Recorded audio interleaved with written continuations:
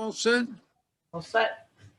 Why don't we lead off? Patrick, you tell us what order you want to take these in, and we'll go as far as we can go. I don't want to go much past 9 o'clock because everybody starts to fade after a couple of hours. So we can come back next Monday and finish up if we need to.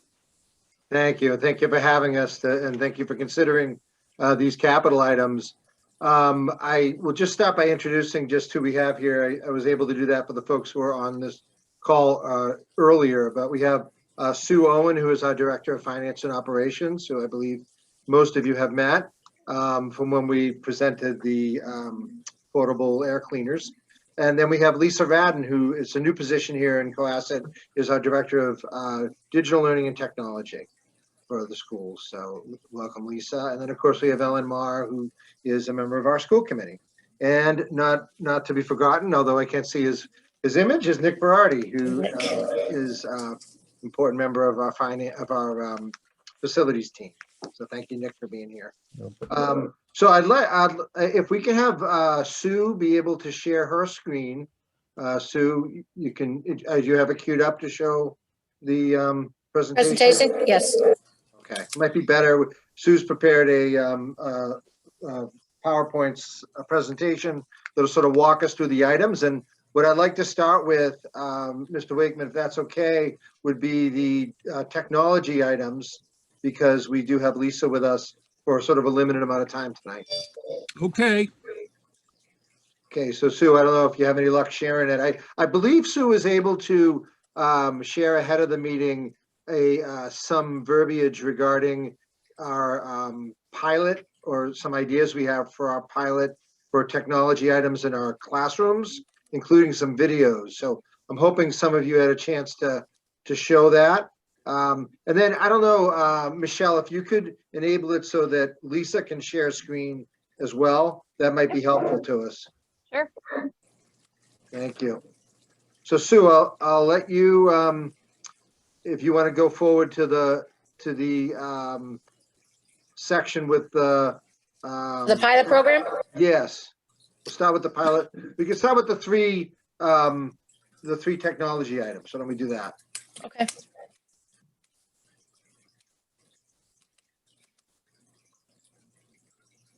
So here's the classroom technology and furniture. This is the pilot program that just the district plans a project to pilot different furniture, technology, and overall classroom design in 8 classrooms, 2 at each school.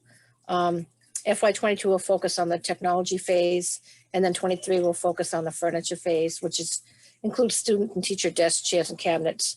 And we'll work with various vendors to reduce the cost by sampling, which is we invited Lisa here because she's the one leading that goal for us. So I don't know if Lisa has something to share as well. Yeah, I guess just before Lisa jumps in, I'd just say that, I think we've mentioned this, I believe, to this committee in the past. This is a way for us to get a plan, sort of a blueprint moving forward with technology, so we can create an optimal classroom with what we want to do. There's still some work to be done in terms of the collaboration process. As I mentioned, Lisa's only been with us since October, so she's working with the team to refine some of this. But I'll leave it to Lisa to kind of give us a snapshot of sort of where the vision is and then where the vision's going. So Lisa, take it away. And this, can I ask a question? This is sort of experimental, is that correct? In other words, you're going to go through this analysis and you may not choose what you're actually looking at now. You may choose something else to move forward. Is that a correct assumption? That's the general approach, being the pilot for the innovative classrooms. That would be the approach we'd like to take. Can you all hear me okay? It's a little soft, Lisa. Is it really? Yeah, can you put your volume up a little bit? I'm raising it up. I should put my headset on. Is that better? Yes. I feel like I'm just a floating head on this with my dark turtleneck on. But to answer your question, yes. So it's being pilot classrooms. The idea is to do our research really over the next couple of months so that we're making some pretty sound selections of what we want to sample. And then next year in those 8 pilot classrooms to be able to try. The thought is we want to build sort of a foundation for the models. And these may vary a little bit by building, by grade, by subject, but generally we want to focus on the audiovisual and interactive displays in the classrooms. And so I don't know if folks got a chance, maybe a quick raise of hands, if you got a chance to see the videos that were in the write-up. Maybe not, but I encourage you to watch those. One of the projectors, when I say, sorry, audiovisual and interactive displays, we're really looking at the projectors, the whiteboards, the sound systems that are in the classrooms, and upgrading those in a consistent manner. One of the really the #1 projector brands for education is Epson. And so in the write-up, there are a couple of videos and links there showing examples of what a classroom might look like with an Epson short throw projector. And with those Epson short throw projectors, they're also providing interactivity. So any wall, any whiteboard, any chalkboard could actually turn into an interactive digital display that teachers and students would be able to interact with. So by drawing, by moving shapes around, by annotating, and actually even the latest Epson display projector, which I didn't share a link to, is a much wider view and also contains and also provides more student-to-student collaboration activities than the one I had shared with you guys. So there's a spectrum of types of projectors within just even the brand of Epson. So even within just that brand, we could look at a couple there.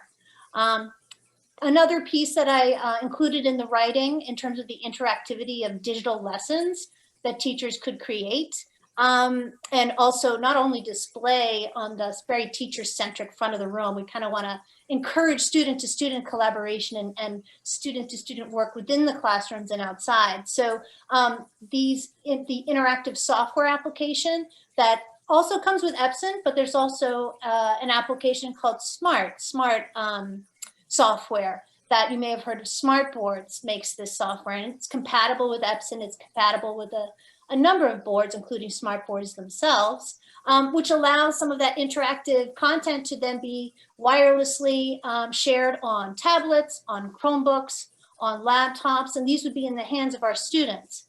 So our students would be able to then, get access to that content right in front of them on their laptops or devices and be able to work together, so that it isn't so much so teacher-centric, stand and deliver at the front of the room. I've also included there a couple of videos showing different ways that teachers can use the interactive software to provide formative assessment. Just really quick polls, digital polls, just ways those are some examples of the different ways that teachers can really get a pulse on, are the children understanding? How do I adapt my lesson right there in the moment? And then there's also the technology can be used to also enhance personalization and collaborative learning environments. So the software is one piece, the displays and AV is another piece. But the furniture and the actual devices that the students and teachers are using are also part of that entire kind of whole learning environment. I understand in year 2, the furniture would really be something that we would look at as part of the innovative classroom. It is essential to have a flexible learning environment, to be able to move furniture around and allow children to be able to engage in one-on-one, independent work, small group. Teachers can engage in mini lessons. You're seeing some of that happen in the classrooms now, but the technology and the furniture can really enhance and enable that. So that's something I would look forward to working with everybody on in year 2 as well. So I think that just about, maybe it gives a summary, not really a picture in front of you. And Lisa, one thing to dig into also might be just as Lisa mentioned, the idea of cultivating an innovative mindset with our students, preparing them for college, preparing them for beyond college, encouraging collaboration. But there's also the dire need for an upgrade in our technology within our classrooms right now. And I think Mr. Host saw this as he walked around with us, and a lot of our projectors that we have in our rooms now don't project because of the way they're set up and the actual model that wasn't meant to be ceiling mounted in many cases, certainly in our middle and high school, don't even project sufficient images so that if you're in the back of a room, you can't even see a simple PowerPoint like the one we're displaying right now with any clarity. So there's just a significant need for us to use them as an instructional tool, but there's really a need for us to use them even as an audio-visual tool and to remove those and replace them. Yeah, I mean, before break, there's a projector. Well, you probably saw in the walkthrough, obviously, a projector hanging from the ceiling and a cord dangling down from it that then the teacher would connect the laptop through. So, there's just like I said, foundation of audiovisual enhancements, including the sound system, which I didn't really mention, and that's like the speakers, obviously, and including even portable speaker systems for teachers to wear should they want to walk around to be able to be heard for increased accessibility. And so, yes, there's absolutely just a foundational need for upgrading a lot of that. And the pilot classrooms will enable us to sample and try to find what's the best fit. You can go super, super high end, of course, but is that really the best use of our money, and is that scalable if it does fit? And also, Lisa, not only will we get educator voice, but we'll be able to get student voice in which option is best for the particular age group and for them. Yep. So it's important in that respect too, as we try across the whole district to encourage student voice. And from a financial perspective, we're hoping that as we develop relationships with these vendors that we're using, kind of pitting them against each other, for lack of a better way to look at it, we may get the better deal as we start to use this model across our many classrooms. Right. I mean, I remember in the write-up kind of mixed and matched Epson short throw projectors with smart software, but why wouldn't we look at smart boards as well as smart software, because they go together? And so, there's definitely competition there that we could use to our advantage. And we do have a digital learning team that Lisa heads up that is comprised of constituents from across the whole district, teachers and administrators and such. And that group really has a timeline that is aggressive, but it just wasn't able to be ready for this meeting. But I know those meetings were set in January and early February, correct, Lisa? Yes, absolutely. I have a question about the vendors for this.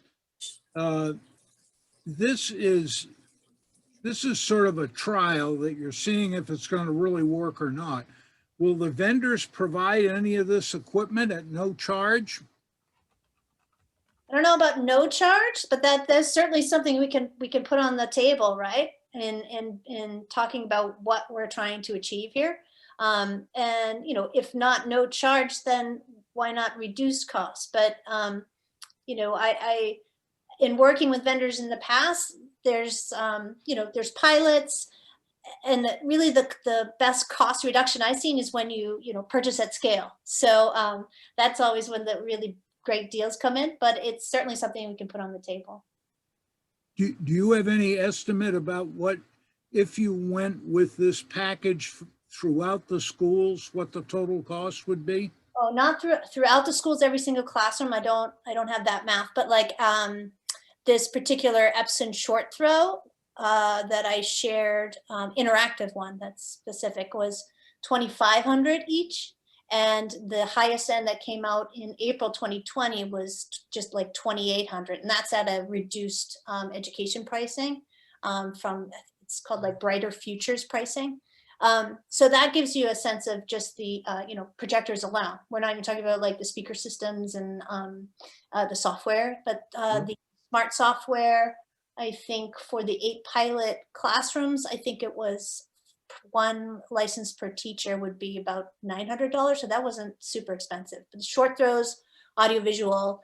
And then we do have to, look at the teacher laptops and student devices, being as flexible as possible with what we choose, so that the projectors and displays are kind of agnostic to what devices do connect. So we have Chromebooks in the district. We have BYOD program. We've got some tablets and iPads. So we want to make sure that we select something that's going to support the student and teacher devices that we have in play, or we ask the question, how will this impact what those devices are? It allows us the opportunity to phase this in as well in a strategic way. But this is a pilot to make sure we're picking what we feel is best for us. And best means a couple things. It means what's going to help our students learn, and what's going to be most cost efficient and appropriate for our students in our community. So really, we're looking at this as a strategic measure to make sure we get what's right and that we get the correct price. So I just want to make sure that the folks know that this isn't we haven't tipped our hat to say how we want to phase all this in yet. We just want to make sure what we are putting in classrooms is the best that and appropriate for us in our community. Yeah, the appropriate piece is the important word, I think, right? We can go out there. We don't want you to go into a pilot and then find out we've got millions of dollars of equipment we have to buy and we can't afford it. Right. That's right. We're only given so much money, so I know, it's an unlimited bucket. Yeah, and I think Lisa hit it on the head. Obviously we've made the dive into bring your own device at the middle and the high school, and we want to make sure that we have something that's compatible with those devices, and that can really help forge us forward with that idea as well as we look at everything. We've committed to Google Classroom, right, which throughout the district. So something that, if we're looking at this interactive software, it's got to comply with Google sign-in that students and staff have, and things like that. Seamless integration, right? So it's easy for teachers to use. It works well in our infrastructure, and it's engaging. It supports and aligns our vision and our curriculum. Any members of Capital Budget have any questions? It's Brian. I've got a handful of questions. Okay. First, in terms of the software and devices that we use in our district, it's, at least as I understand it, to be fairly similar to what's widely used, throughout the country. So I guess, just as a comment, I'd be surprised if we looked at an AV solution and found that it didn't interoperate with Chromebooks or even PCs for that matter, or Apple devices, or anything else that we would actually have in district. So I guess with that said, my question is, do you anticipate an interoperability challenge here? Because you've clearly spent some time focused on the issue. I think it's with the application. So you're right, with the devices themselves, the applications, and then the wireless connectivity. Just need to make sure that these operating systems, and applications are able to connect with these displays easily, seamlessly. I don't have a major concern about that, but given the variety of devices in the BYOD program alone, and we have, famously, of course, Android with the Chromebooks and Right. Apple. So sometimes Epson even made a point in their brochure of saying even Chromebooks that these were compatible with. So that is certainly something that this pilot enables us to actually test and poke holes in and make sure that there aren't any holes, and that our Chromebook program, should we want to expand that, will actually work with these systems. Okay. The projector, I'm not really worried about. I mean, I've got an Epson projector, 2-year-old sitting about 5 feet from me, and it functions like any other display. I mean, whatever you plug it into, it displays it. I've run it off of everything from, I don't want teachers to have to do that, actually, to plug their device into the projector. You can also, it also has Wi-Fi in it and Bluetooth. So it really just, I think you're going to find that that's not an issue. I was just curious if there was something that was causing you concern there. Okay. The next question is, so there's a price tag of 64,000 on this. What exactly are we going to do with the 64,000? Well, that's what we're working out with these workshops over the next month or so. Okay. So what I shared today are just some ideas at the start of this, but working with the Digital Learning Committee and the leadership team, and Ron Menard from the tech group, we do need to dig into and define what those items, what those brands are that we want to. Okay, but roughly speaking, you're thinking about a dozen classrooms at about $5,000 a pop. Is that? Oh, sorry. It's so this is before my time, but it's 8 classrooms, 2 per building. So it'd be 8,000, roughly 8,000. Right. Yeah, it was kind of a placeholder for what we felt would be the expense of a projection device, as Lisa described, sound system. So it could be a little bit less potentially. Yeah, I think you're going to find that hardware's gotten, AV hardware's really good. High-end AV hardware's actually gotten fairly inexpensive, but I can't really weigh in on what the cost of labor is going to be to install this stuff. It always astounds me in the public sector. Okay. I have a quick question related to that, Brian, before you move on, Sure. the ticket price, and that is, the presentation shows 8 classrooms, but the file that was downloaded onto the shared drive said there were 6 classrooms. So I'm just curious, but the price tag didn't change, still $64,000. So I was curious how you've got 2 additional classrooms than what was originally contemplated, but the price tag hasn't changed. So There were always 8, and I don't know, I'm not sure where the 6 came from, okay. but obviously you saw it, so I'm not doubting you saw it, but I think our intent was always 8 classrooms, 2 per building. Okay. So apologize if there's something we sent that was different than that. Nope, that's fine. Sorry, Okay. Brian, I just go ahead. And Patrick and Lisa, just so I understand, are we going to have a much higher degree of specificity prior to, call it March? It sounds like you've got several meetings taking place in January, February to sort out exactly what it is you want to do here. Yes, that's the idea. And to be fair to Lisa, really, she's developing these teams and doing a lot in the district. So I wanted to give her the chance to do that. And it was a very abbreviated time frame. So I think, is it fair to say, Lisa, I don't want to put you on the spot, but March would be, you'd have a pretty good idea? My goal was end of March. Okay. Okay. I guess where I'm going with the question, and, Patrick, you probably, and Ellen certainly understand this thoroughly. I mean, $64,000 is a significant amount of money. What I'd like to do, and I'm guessing my colleagues on capital budget would probably like to do, is make sure that, we think we know exactly what we want to roll out in the school. And we're going to spend this money to purchase that. And, we're going to confirm that we made the right choice and, and be open if we didn't. But I don't, at least on a personal level, have a lot of appetite to do a $64,000 experiment. Mm-hmm. If that makes sense. So what I'd really like to do is between now and, call it the March timeframe, which, is still a month ahead of town meeting, really do the work and figure out what it is that we believe we want and we believe we need in these classrooms and purchase that. The idea behind it, of course, and I respect and totally get what you're saying, was to let the user, meaning the end user, in this case, the students and the teachers, have the ability to try out a couple of different things to make sure that we're making the best choice.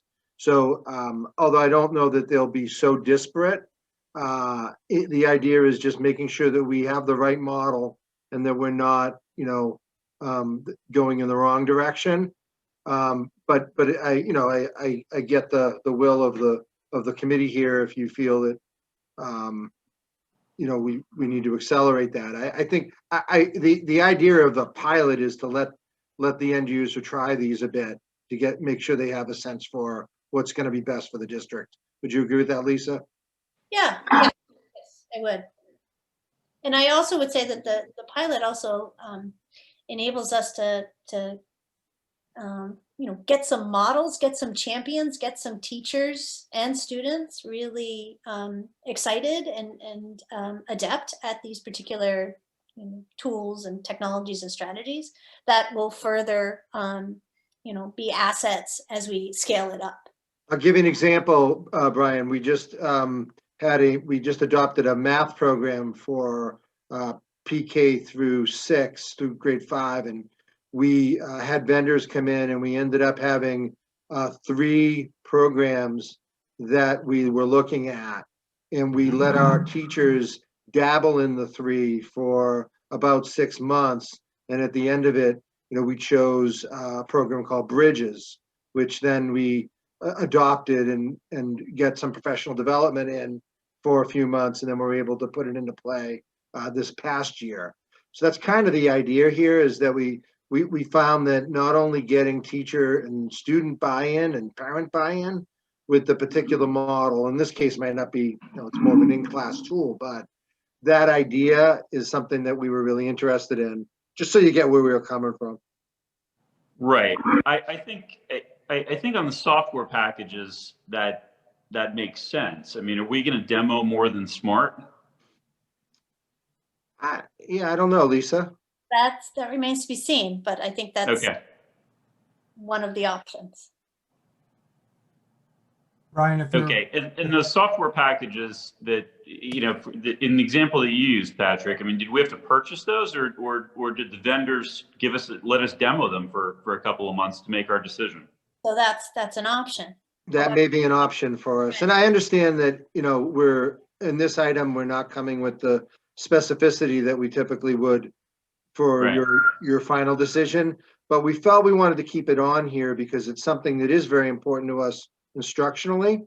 So, I totally respect that. So desire. here are my thoughts. And I'll just plant the seed. First of all, thanks for bringing it early before it's, sort of fully sorted out in terms of exactly what it is that you want to demo. I get it. And I don't want to speak for anyone else on the committee. So others, please do join in with your views. I'm personally supportive of this undertaking, but I would like to remove as much experimentation as possible by doing good research up front.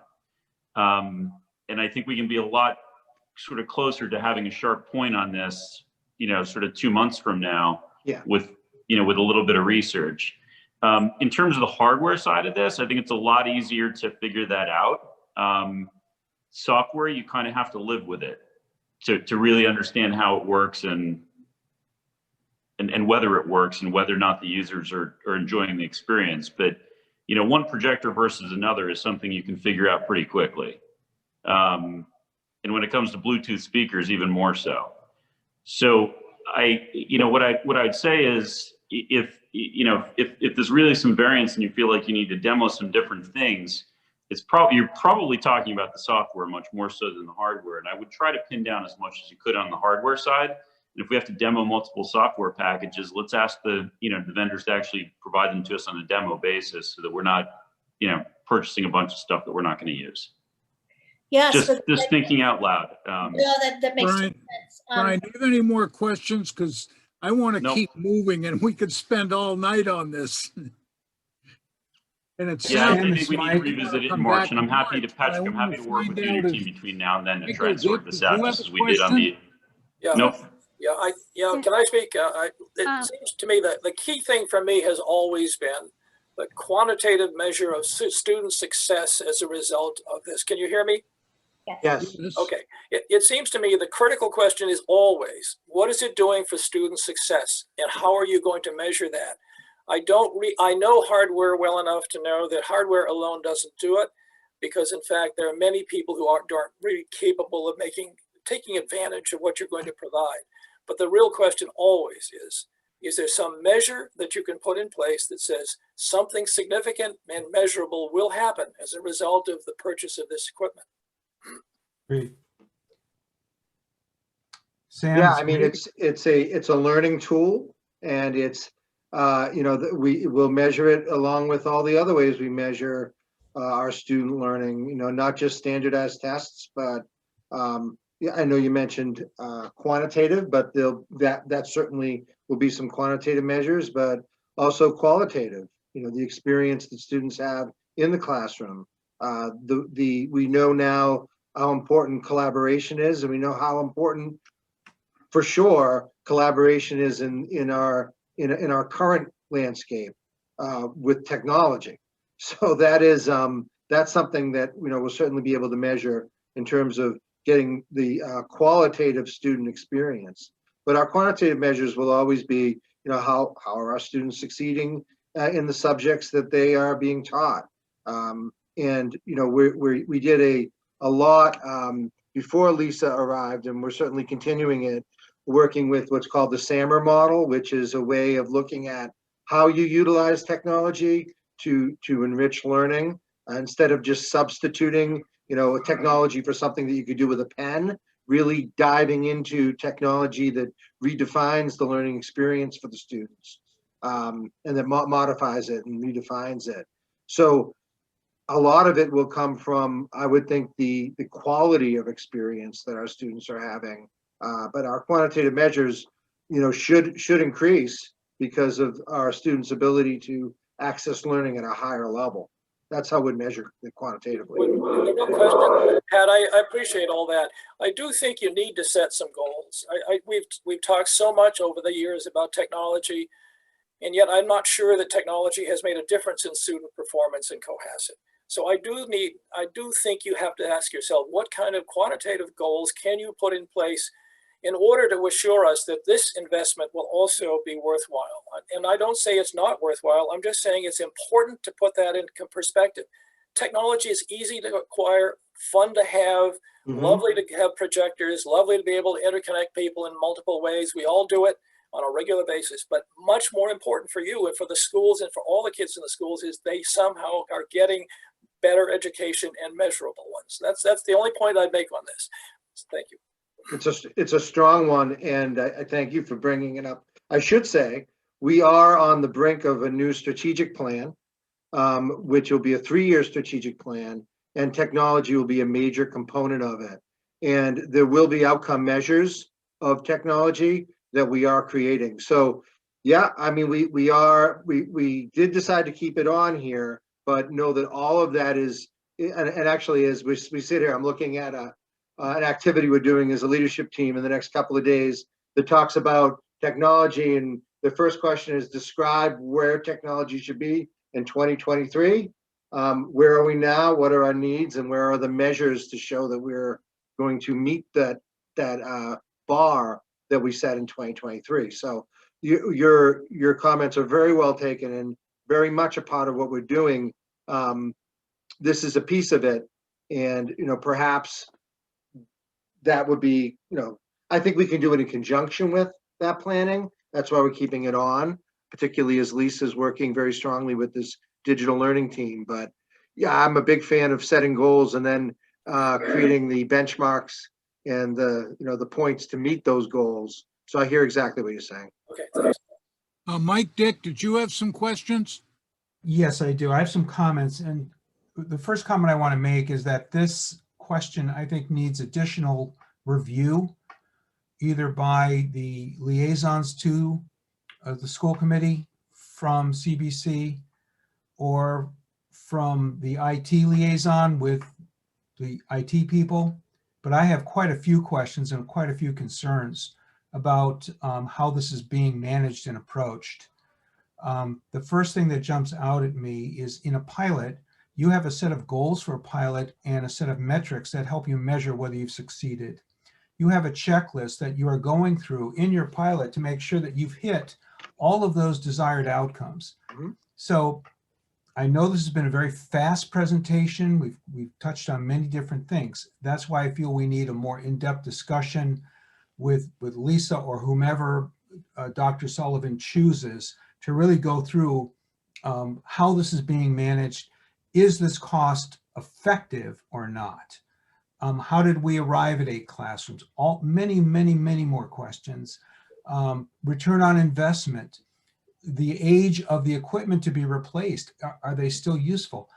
All of these things come to mind, and to be able to bring all these questions into this meeting is just not possible. Correct. Yep. So I'm not looking for an answer, but those are my concerns at this moment. No, I hear you. And we don't have the answers, but we do have structures to provide those answers. And I think, Lisa, what Mike presented there is not out of what we're trying to do. It's exactly what we're moving to do. Is when we created our math pilot that I mentioned, we had a whole set of criteria, and we compared, each adoption on the same criteria, and we did talk about what we were going to do with our current math program. All of that should be involved in any technology adoption. So that's just work that we haven't had a chance to do yet. Does it make any sense to sort of table this discussion on the pilot program until you've gotten a little further along and we can pick it up the end of February, beginning of March? Yes. I think that would be fair. I know, Lisa, we just didn't want to take it off because we really feel that we have a lot of momentum going with technology right now. We are in the midst of a strategic plan. We do have Lisa on board, to work with our town tech team that also supports us in the schools so much. So it's just a great time to do this. So, but I completely understand where you're coming from, Mr. Dick, and also Mr. Dormitzer. Okay, well, let's move on to the next item then you want to do. Lisa, are you able to stay, or do you have to jump off? That like 4 more minutes. Okay, so we can go to the next technology item then, Sue. We'll do those 3. These should not be as expansive. At this rate, we would need about 5 meetings. Agreed. So the next item would be the replacement of our aging Chromebooks. This 540, a 3-year lease at 143,000 total. So this year would be $52,000. And it's just, to continue our existing use of Chromebooks replacement. I don't know. I'm sorry. First got into this Chromebook, which was 3 years ago. We had no idea how many we were going to need or how many the town actually would have to pay for. And a lot of the parents stepped up and bought Chromebooks. The school committee went out to parents and told them what the situation was, and the parents actually bought their students Chromebooks, which reduced the expense of the school system substantially. And I'm wondering if we should be looking at doing this again. I don't think I can speak to before that, when it started and Yeah, well, I mean, and I can a little bit. I have a little more history than you, Right. but the idea with our Chromebooks, particularly for our MCAS testing. Remember, we don't have a bring your own device at the elementary schools. So we were buying Chromebook usage for grades 3 to 5 in particular, because we were finding that grades pre-K, K1 and 2 were more successful in some of their work with iPads.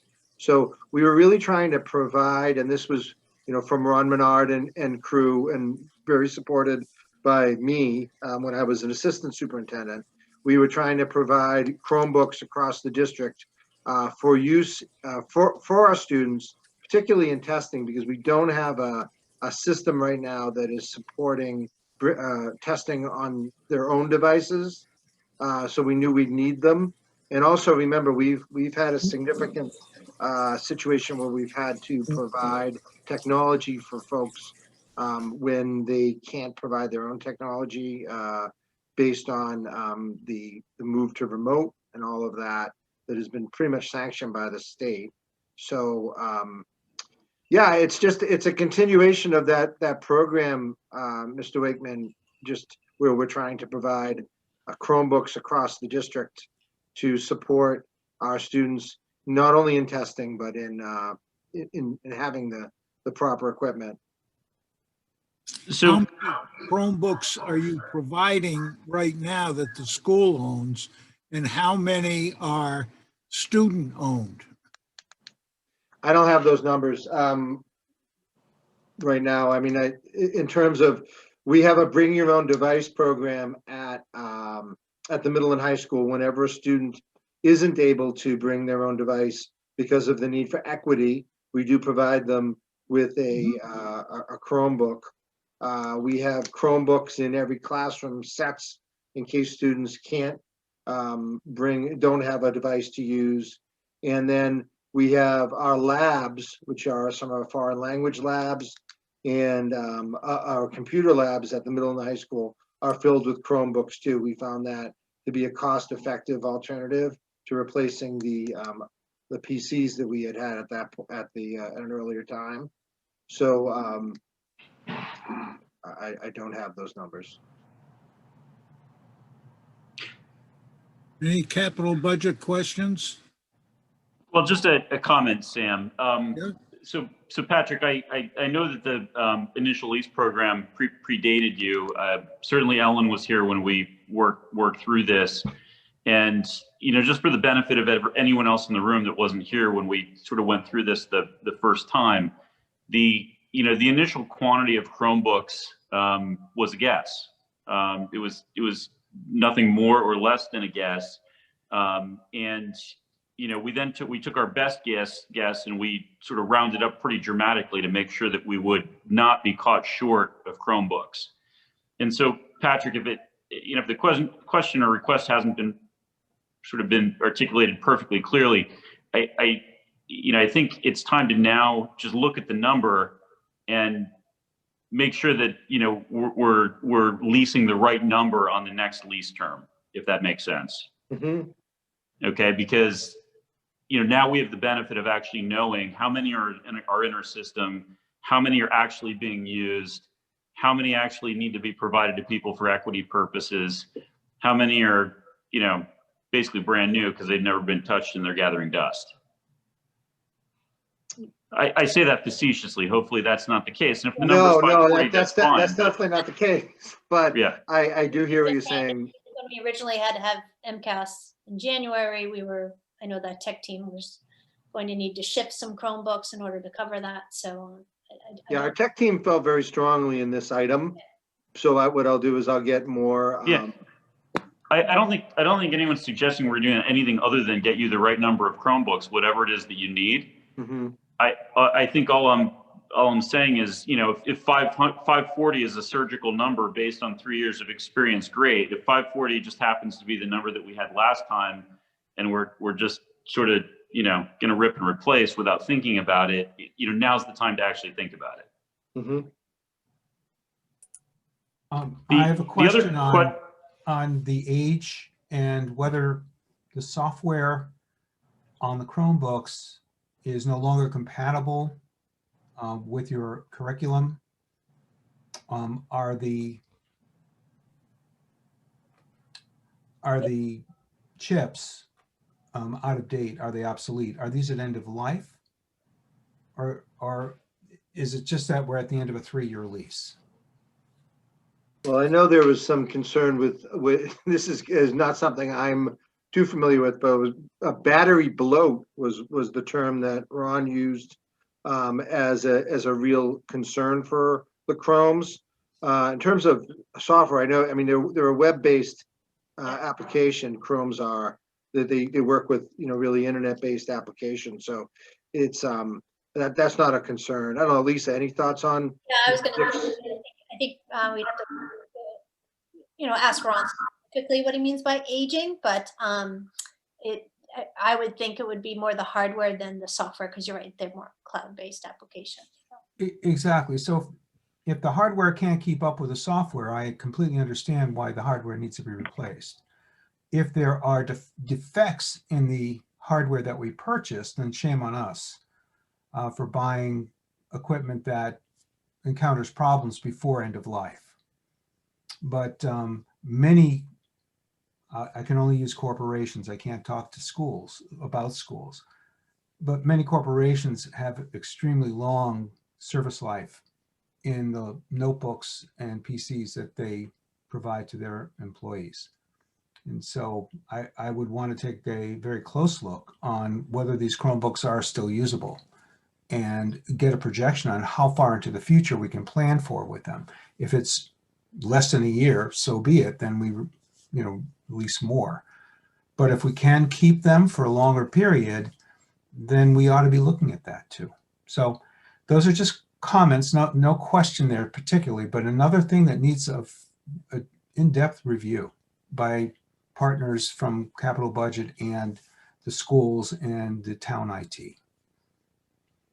I just want to echo what Mike said. I do think that you need to look at what is the aging process for these devices. They are really dumb terminals is what they are, with a primitive operating system. They really operate off the net. The major thing about these is probably battery life. I would think it's not really hardware, and it's not the chip, and it's probably not the display, and it's certainly not the operating system, which is renewed regularly. I think it is almost surely whether or not the batteries are in such state that no one can actually run them long enough to make them useful. There's your battery below. There's your that's what that means. So the real question is there a battery issue with these, which would be the major issue, I think. So it's really worth, just to echo what Mike said, I do think it's important to understand whether these have to be discarded now or whether they can be used, because in fact there really isn't a lot of difference between these and the ones you might buy. Thanks. Fair enough. Thank you. All right. So quick question. Yeah, Maybe this is for cut off, Susan Lisa? Franklin. Yeah, sorry. All right. Bye, Lisa. Thank you. Thank you, Lisa. Thanks, Lisa. Yeah.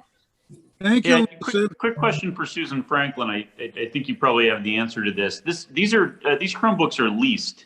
Do we buy them for $1 at the end of the lease? Do they go back at the end of the lease? What happens? Yes, these are capital leases where we own the Chromebook at the end of the lease. So we don't even have to exercise the option. It just happens automatically. That's right. Okay. So we own these Chromebooks effectively at this point. Correct. Okay. So is your question, maybe we don't have to replace all the Chromebooks, or maybe it's just a battery upgrade, or what are we looking at? I think we have to reviewed. defer to our technology experts on that. I mean, That's a major question to be answered before we can make any, informed decision. Yeah, I would think. Okay, well, since Lisa's departed us, Is there one more tech item that we can? non-technology issue, is that okay, Dr. Sullivan? It is. I think there was one more, but I don't know. What was the last one? With The technology? fobs. It was the fobs. The door fobs. The facilities a little bit, and then we can maybe move to Nick, because Nick has been waiting patiently for his items. Is that okay, Mr. Wakeman? Yeah, I mean, you go in the order you Go want. to the fobs, because we're here, I guess.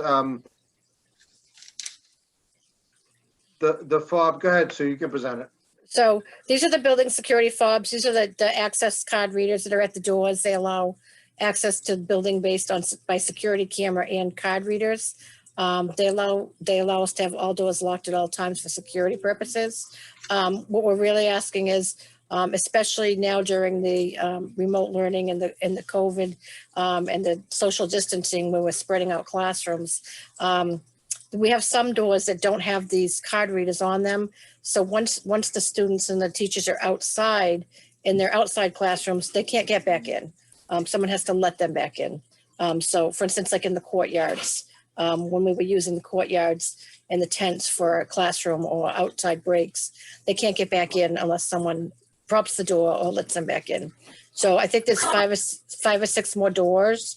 And then all of our doors that are necessary to be secured this way would be complete. I gave you a quick picture of what the card reader looks like and what the card itself looks like, but the security cameras that also go along with it.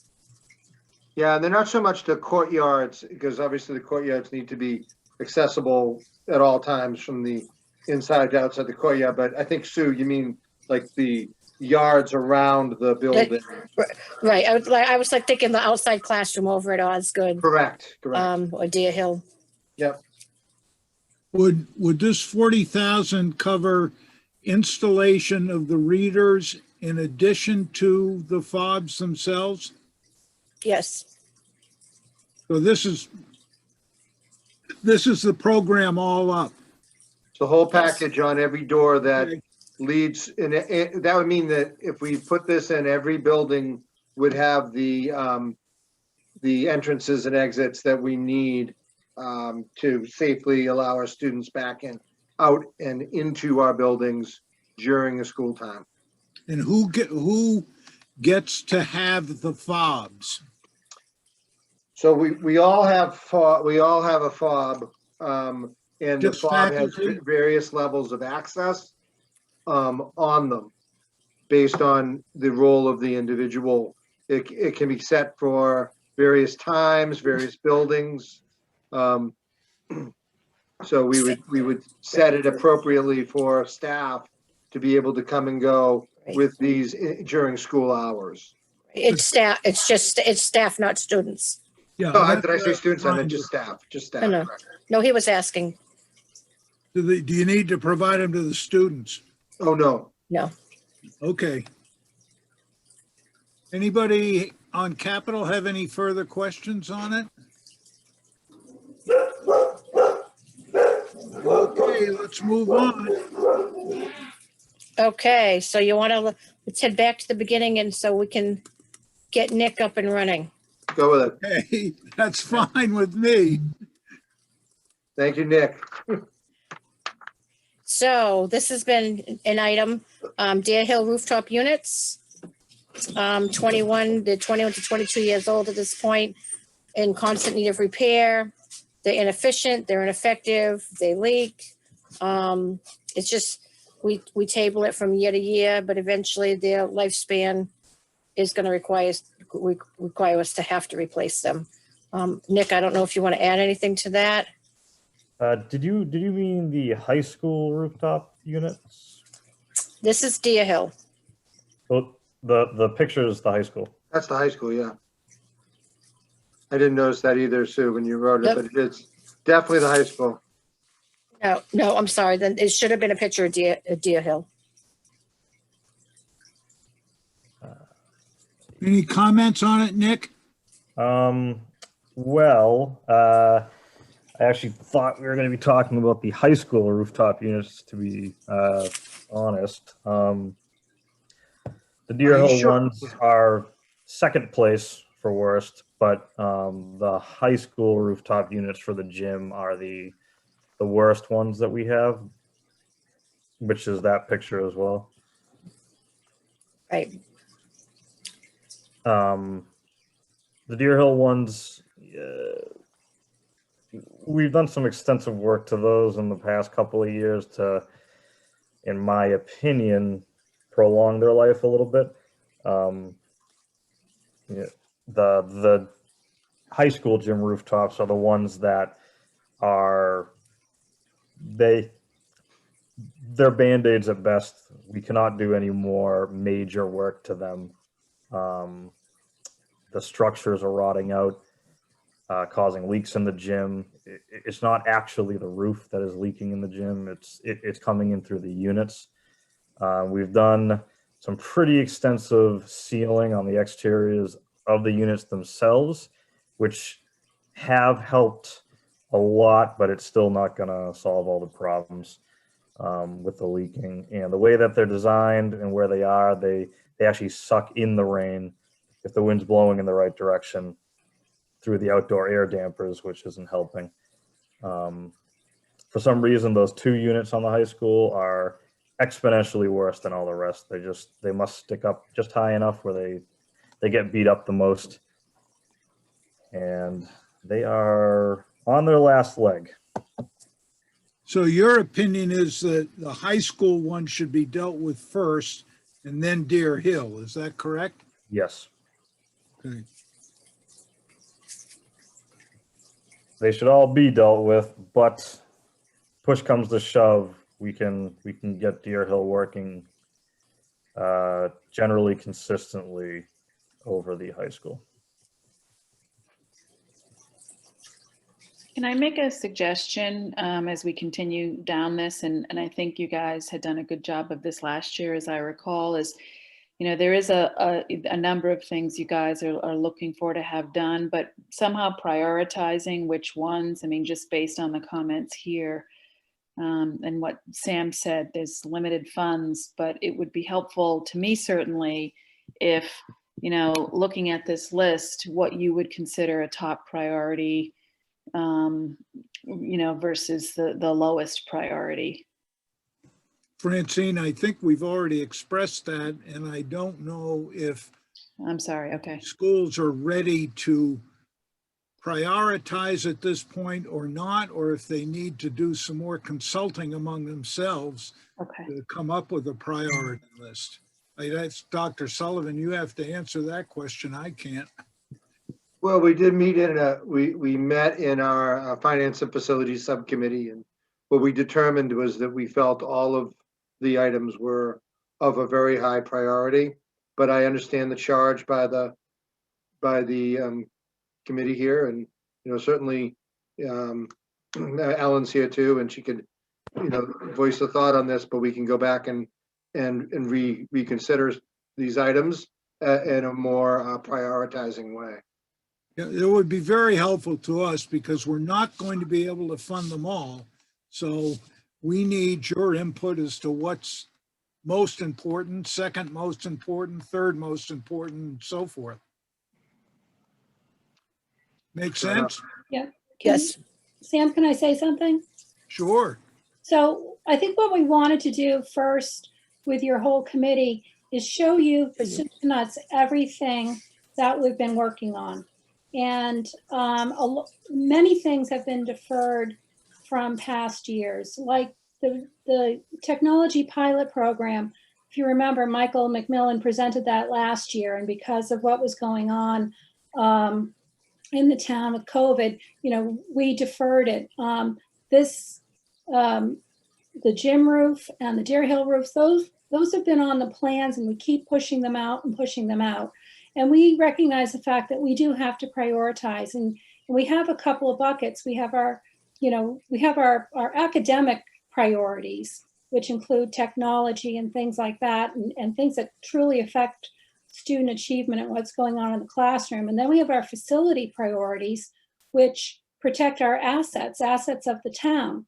And it's hard to say, sometimes it's hard to say, well, let's not provide the academic support for student achievement that we need because we have to fix a roof. You know, and I understand that there's, you know, a finite bucket of money, but we wanted to make sure that everybody saw everything that we're considering this year. And we fully expect that, you know, we fully expected that we'll have to come back and provide some priorities. Ellen, I totally agree with you. I mean, you know, but I don't think it should be capital budget's position to prioritize and make a decision of what's most important for the schools. I think that's up to the schools to decide that. Absolutely, Sam. I'm sorry if I said something to that effect. No. It is our job.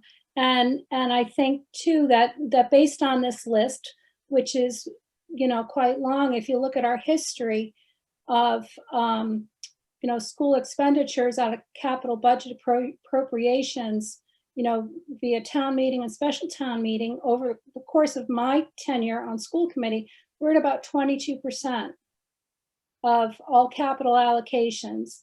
And we have the biggest real estate in the town and the biggest assets. And we're getting to a point where we're going to, some of the fixes are big ticket fixes.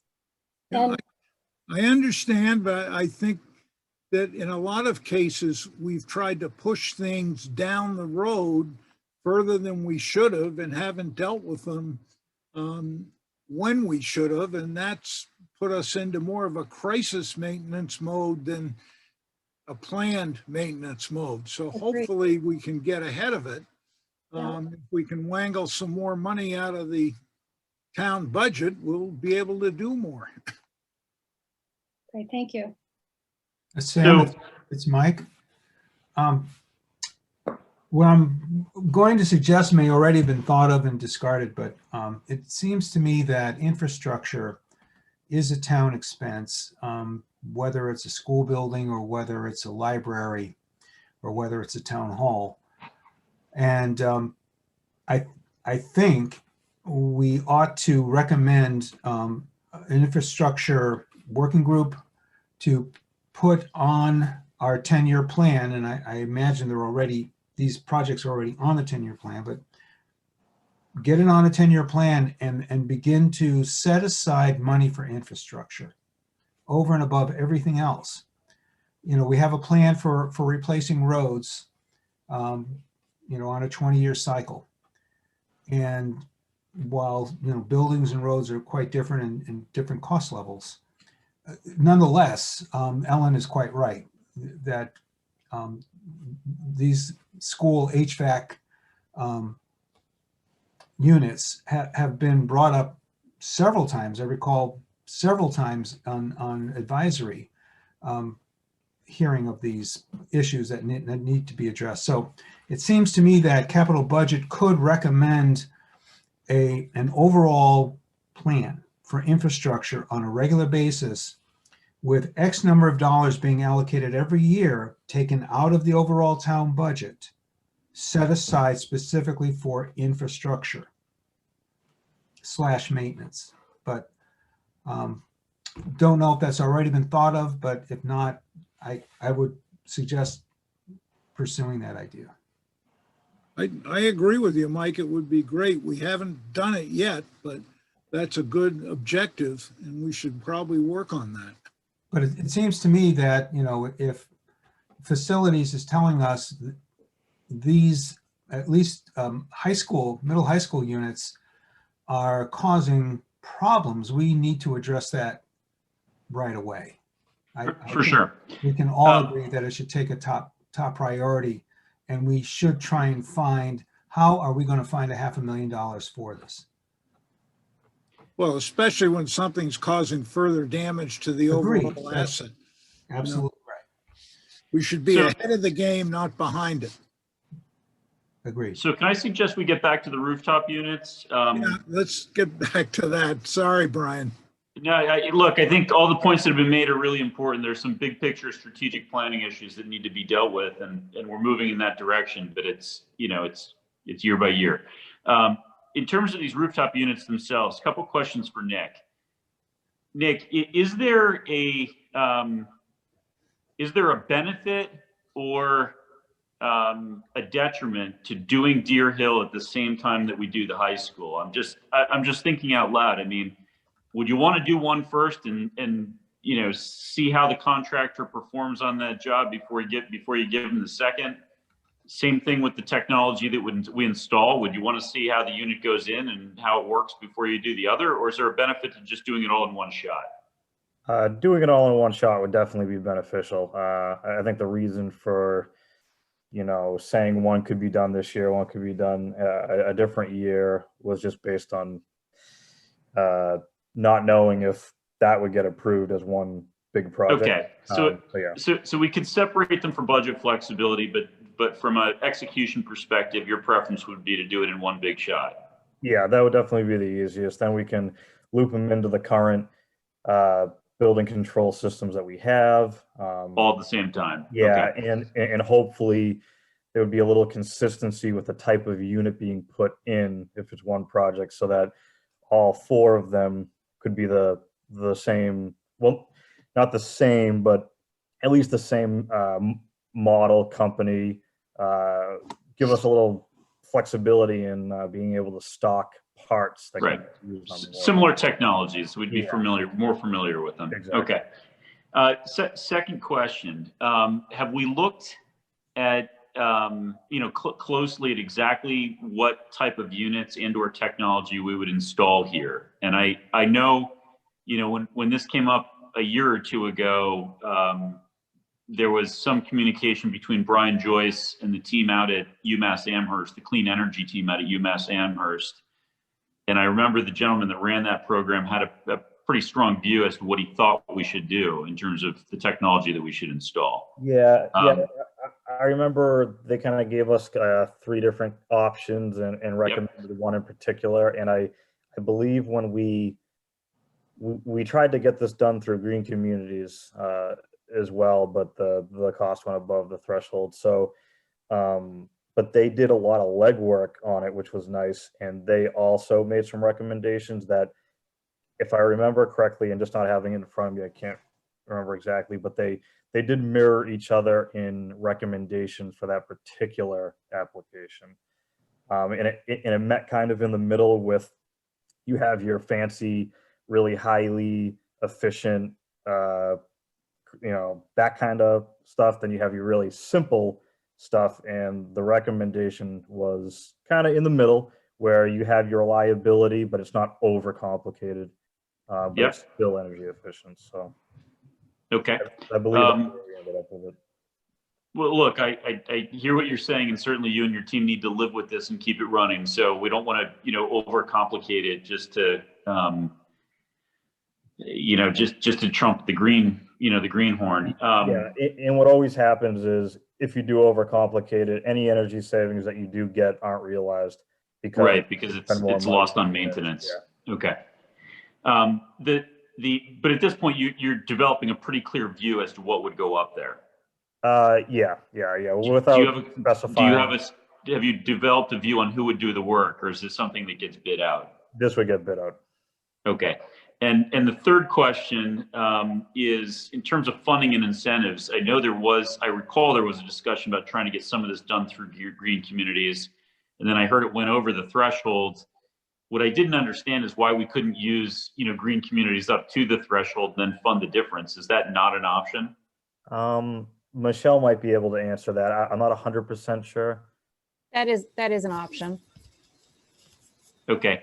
And is there still green communities money that we need to find a use for, or is that all well spoken for? So it's well spoken for through 2022. So I don't know that this project would qualify unless we can move something else off. Yeah. Push something else off and add this, but that's something we would have to talk about with Brian and see what his appetite is for pushing those other projects off. Okay. Without getting into details, are the other projects that were earmarked for green communities high priority, such as this? They're not as high as a priority as this. But what we do try to do with green communities, whether right, wrong, or indifferent, is make sure that we're allocating green communities monies to all of the town buildings and not just the same buildings over and over again. And we've seen quite a bit of cost savings by doing it that way, where we're up against smaller amounts of green communities funding. I think this year we're only allowed to apply for $120,000 or $150,000. Okay. We can certainly talk to Brian and see if this is something that we should focus on. Okay. And Nick, I know you can also negotiate rebates with this sort of goes in the same funding and incentives bucket. My question number 3, I know you can negotiate incentives for sort of energy replacement of systems with new energy efficient technologies, and you can get incentives from the from National Grid in this case. But you have to go to them and actually ask for it and negotiate it. Is that something that we've done in the past, or something we would do on this? I don't think we've done it directly. We've always, I believe, kind of used a company that pass along those savings to us. Like, for instance, we just upgraded some lighting at the high school to LED. But it was through a company who they purchased some, give us So I guess we are getting the discount, but they do the legwork for us. That's we fine. don't have to I apply. just want to make sure that we go chase it down because it's available. Oh yeah, definitely. Yeah, we'll try everything possible to get that cost down. Okay, and just the last comment I would make is, if in fact, we can save the school money in their operating budget for the next 30 years by investing a little bit more in a better system, please highlight that to us. Yes. Yep. Any other capital budget members have questions? A couple of things, Sam. It's Ralph. Yeah. Nick, is this going to increase the number of air exchanges in the classrooms to kind of more meet what was actually required as a result of the COVID-19 discussions, or does this leave the actual air handling or the air exchanges per classroom about the same? Well, these units only do the gym. Oh, just the gym. Yes. Okay. The other question I would raise on this whole thing is, in view of the fact that we have, I think, $1 million in our long-range plan for the replacement of the roof, is the gym roof in that category of being replaced next year as it is? No, it's not necessary to. We've recently done a full roof assessment to see where we are at with actual condition of the roofs. And oddly enough, the gym roof is in very, very good shape considering its age. So it is not in that category of needing replacement next year. Okay, that's terrific. The only other thing I would ask is there any chance that you might consider an ultraviolet or other similar adder or addition to the air handlers, so that no matter whether it's COVID-19 or flu or any other virus, can we get something that would in fact do something about eliminating viruses, even if it's in the gym? Yeah, we would look into that, especially, with the current times.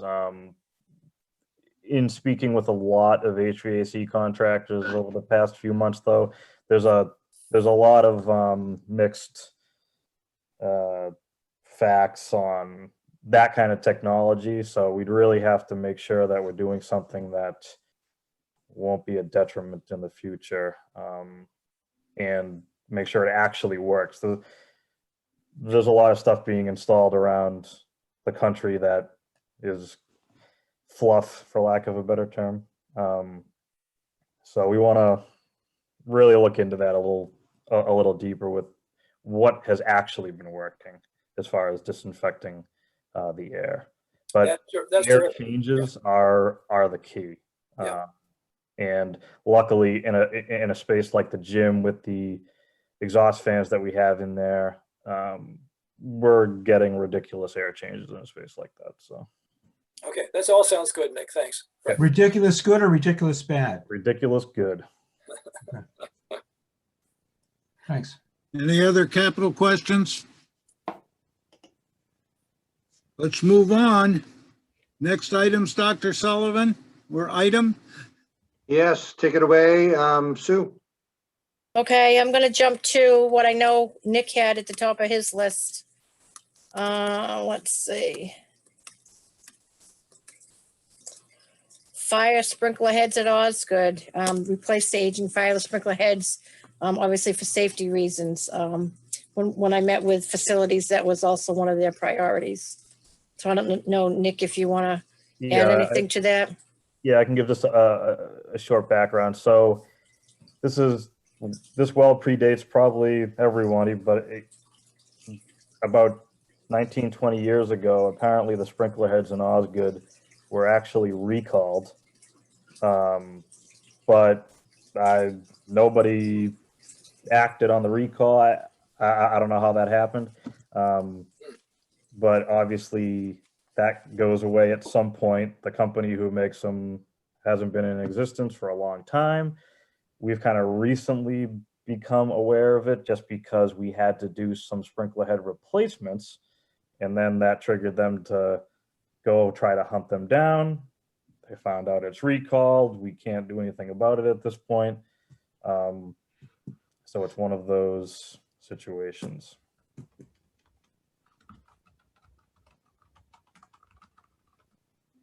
So I guess it's pretty simple. They got to be replaced, right? Yeah, this one's pretty straightforward. Yep.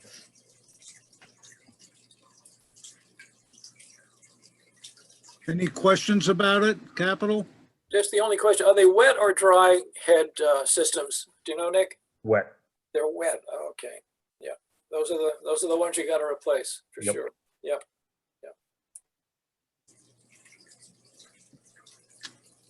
Any other questions from Capital? Let's move on. Okay, dust collection system in the wood shop. When we did our air quality study, we came across that we need to replace the dust collection system in the wood shop. The system's not working properly.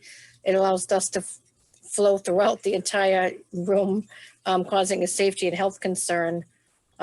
They've tried to piecemeal it and Band-Aid it, but I don't think they could come up with anything cheaper than replacing, I'm not, which piece it is. Nick? Yeah, we had a company that works with the kind of dust collector that we have specifically, and to repair it would be not much less than just putting a new unit in there. Not to mention the unit that's there is so old that it's about as loud as the generator when it's on.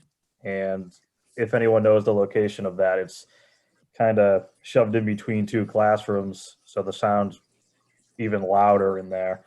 So it's really not a great place to run a piece of loud equipment anyway. And at this point, it hasn't been used in so many years that it's past its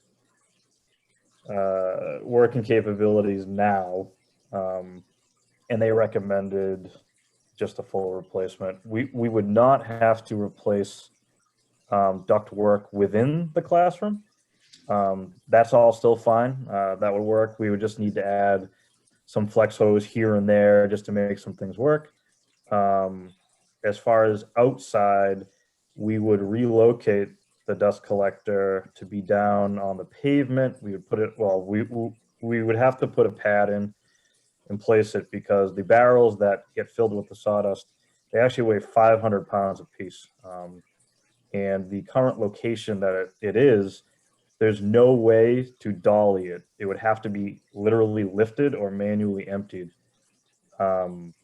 which is probably why it was not used anymore in the past. I don't know the history on that, but my guess is that they filled up and whoever was responsible for emptying it couldn't, and then it sat, and here we are. But it does need to be kind of reconfigured a little bit. So what is being used now? If no one is using it, I'm lost here. They are not using dust collection. So what happens to the dust? It builds up like snow inside the space. And then somebody manually brooms it out? Yeah. Correct. I mean, yep, not a good situation. And how many years has this gone on for? I do not know. I've only been here 3 years, and as far as I've been here, it hasn't run. So Yep, just a little So- longer than. So what you're saying, Nick, is that we would need to purchase the unit and build a concrete pad outside to place it? yeah. And will the system that you have in mind be user-friendly and yeah. reliable? And it just seems like with so many of the town purchases, we find out a few years down the road, oh, you know, they chose the wrong thing, or, oh, we didn't know that there would be this kind of a problem. And man, it would be great to do enough vetting up front to avoid these what seem to be foreseeable problems. Yeah, so the units don't change too much over the years. The one that would be replacing it is, you know, it would look similar, except it's it has way more safety features. It would be extremely quiet comparatively. And honestly, the old dust collector wasn't the problem as much as the location of it. I don't know the history on it, if the generator was not in the location that it is when the dust collector was installed. It kind of seems that way.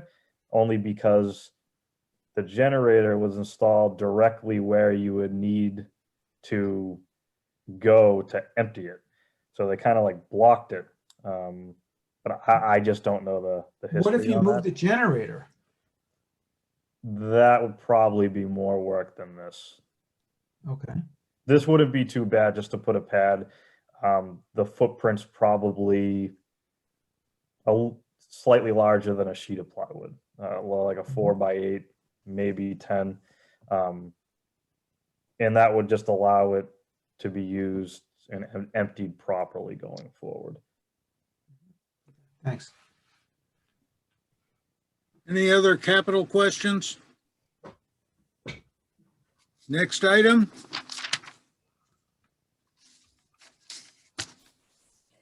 Plumbing for the science room at the high school. Currently, we have a classroom at the high school that's used as a science lab. However, it does not have any water or gas plumbing. The teacher has to transport the water and the chemicals between the adjacent lab to this actual classroom. Science is a significant focus for the district, and related courses are very popular.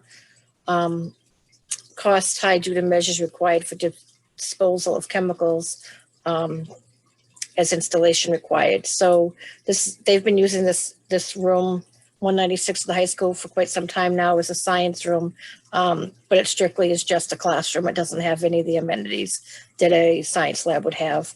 I spoke to an educational architect today, who said it would be dependent on us finding the blueprints and finding out what the plumbing or pipe work looks like underneath those floors or in those walls. So that's kind of the next mission that I'm on. I don't know, Nick, if you have any more information to add to that. No, not for that. I think that was kind of where we needed to go, is just to talk to somebody like that so we can move forward with getting a little bit more accurate quote on this.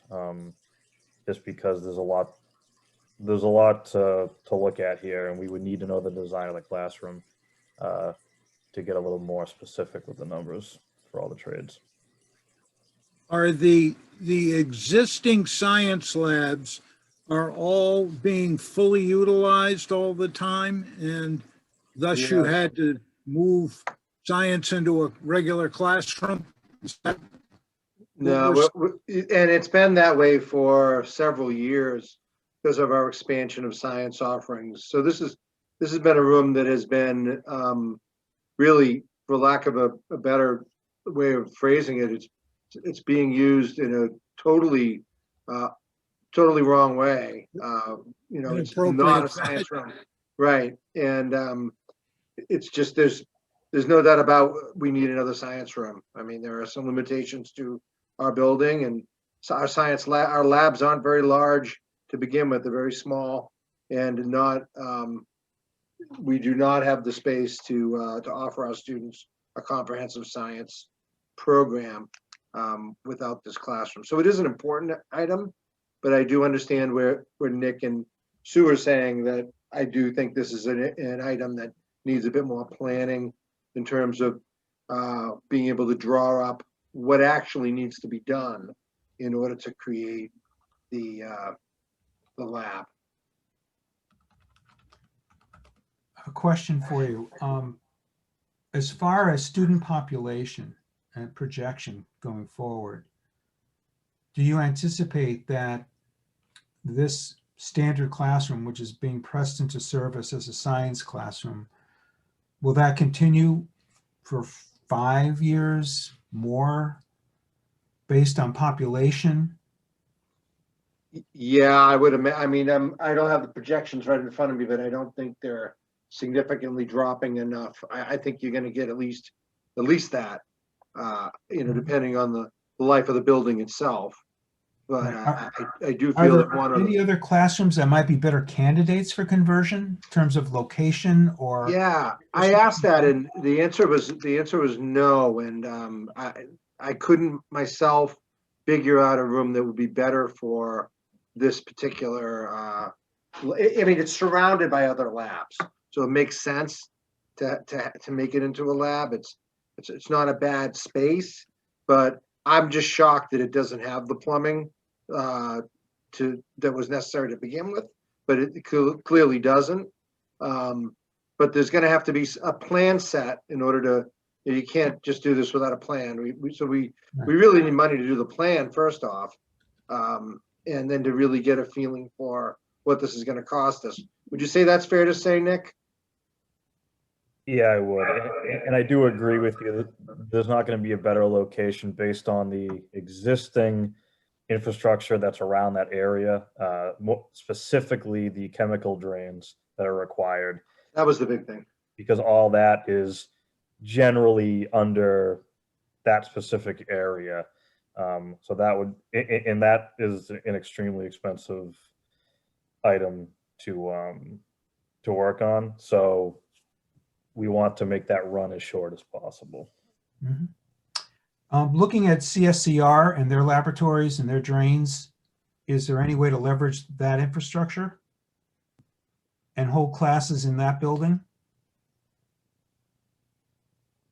Well, I mean, that we are doing some work with CSCR, particularly in our student internships, but to have a regular classroom, I mean, this is a science classroom that's being used every single period. Mm-hmm. So that would involve, yeah.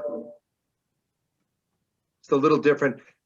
The partnership with CSCR has been great, but it has been for specific needs, not for a daily use room. Okay.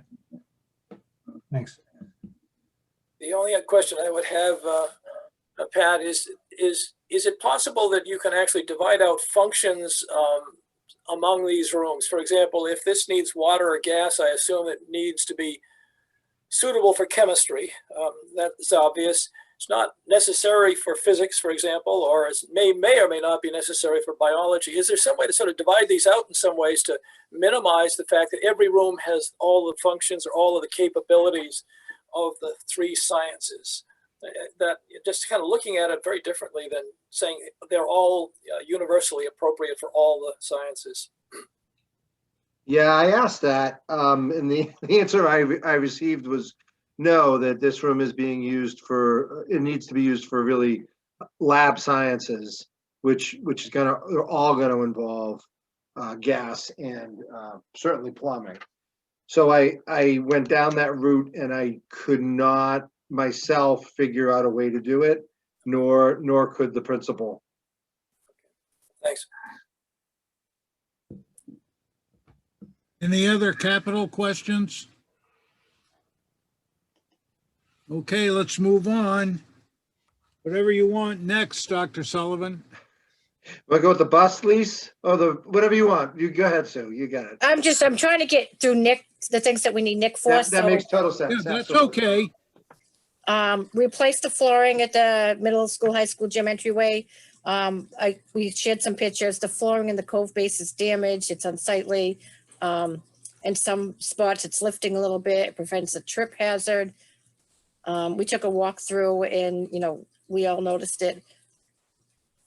This was an interesting one that this came out on a lot of our surveys with students about what needs to be improved in the buildings. This was a major thing for them. They felt it was a real focal point.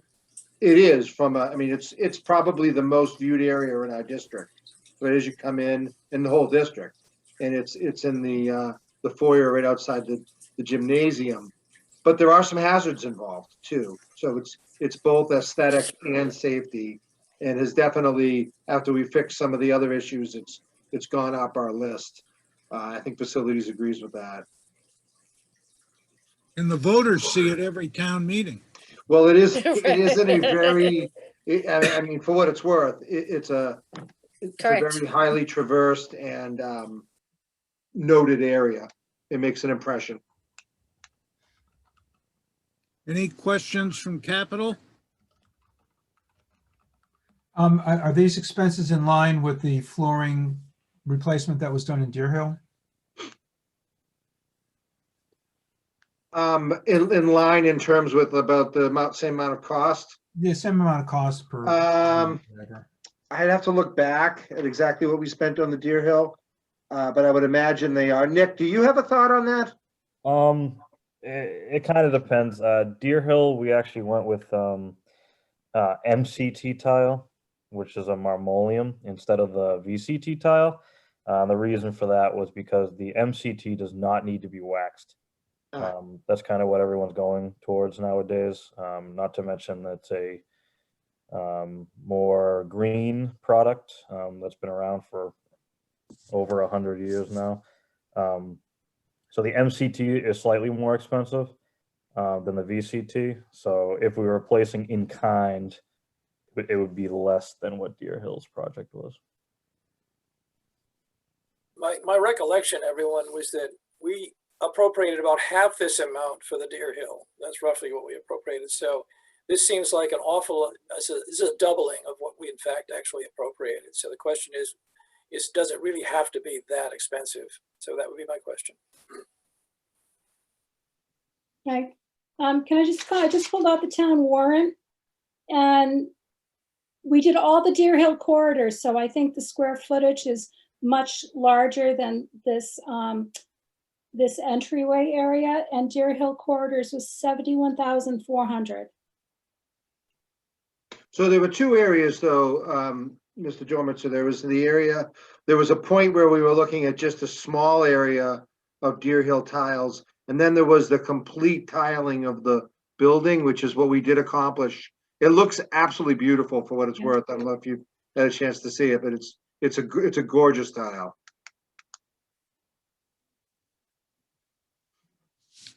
Any more capital questions? Let's move on to the next one, Sue, whatever you want to pick. We're off and running. Resurface the asphalt road from Pond Street. So this is coming from Pond Street towards the athletic field / administration drive. Resurface it. It's basically, you know, it's just wear and tear. You can see the cracking, winter damage from the salt and the snow plows. And to your earlier question, Mr. Wakeman, is the middle where we now use this year for our middle school drop off, which is up a little bit on Pond Street, is not quite as bad as this particular pathway. Okay. If I could comment, Sam, Excuse me? can I comment? Absolutely, Ralph. All right. I did walk it today. I walked that, I walked the sidewalk, and I walked the fields, and I walked the track. I tried to understand what you're all trying to accomplish. With regard to the asphalt of the road, I'm very concerned that this is not put in the context of all of the work that needs to be done around Cohasset on roads. And when I look at this in the context of what, if you've been on Atlantic Ave just beyond Margin Street, you will see that the road is completely broken up now. And this coming in, when in fact that isn't even planned to be done, it seems remarkable to me that we would spend that money here where the amount of damage is fractional as compared to some other roads. The other roads are the causeway is breaking up in Cohasset, and the roads on, and there are many, many others, but the roads are breaking up in multiple places in Cohasset.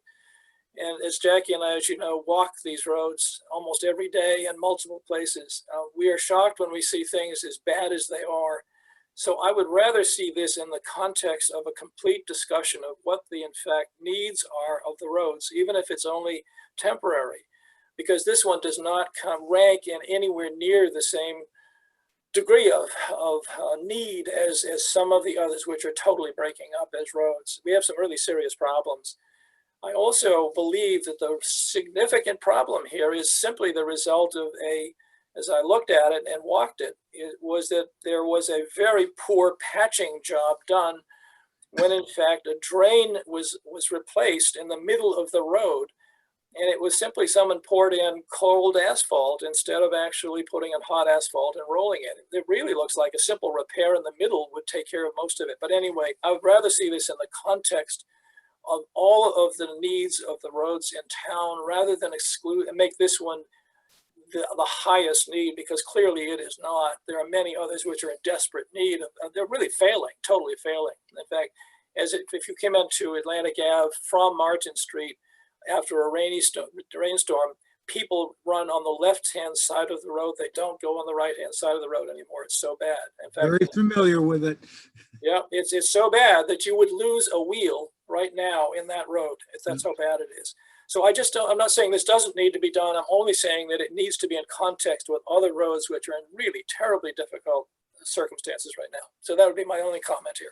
Nick, can I ask you a question of whether this has been coordinated with the town road repaving program? So Sam, I can chime in on that. Brian Joyce did send out a memo regarding the repairs to this road from Pond Street as it pertains to an overall plan. I did put it on the OneDrive. It's in there somewhere. I can't, for some reason, call it up right this second, but at your leisure, I'm sure you can read it. I think there's some context to his email. So it is or is not worked in with the overall road repaving program? I don't want to speak out of turn, but I believe it speaks to it not being one of the, as Ralph said, not being the highest priority amongst other town roads, but is definitely should be looked at as a priority at the schools. So I think. But we don't know if they have or haven't. Correct. Okay, well, we need to find that out then. I can ask that question.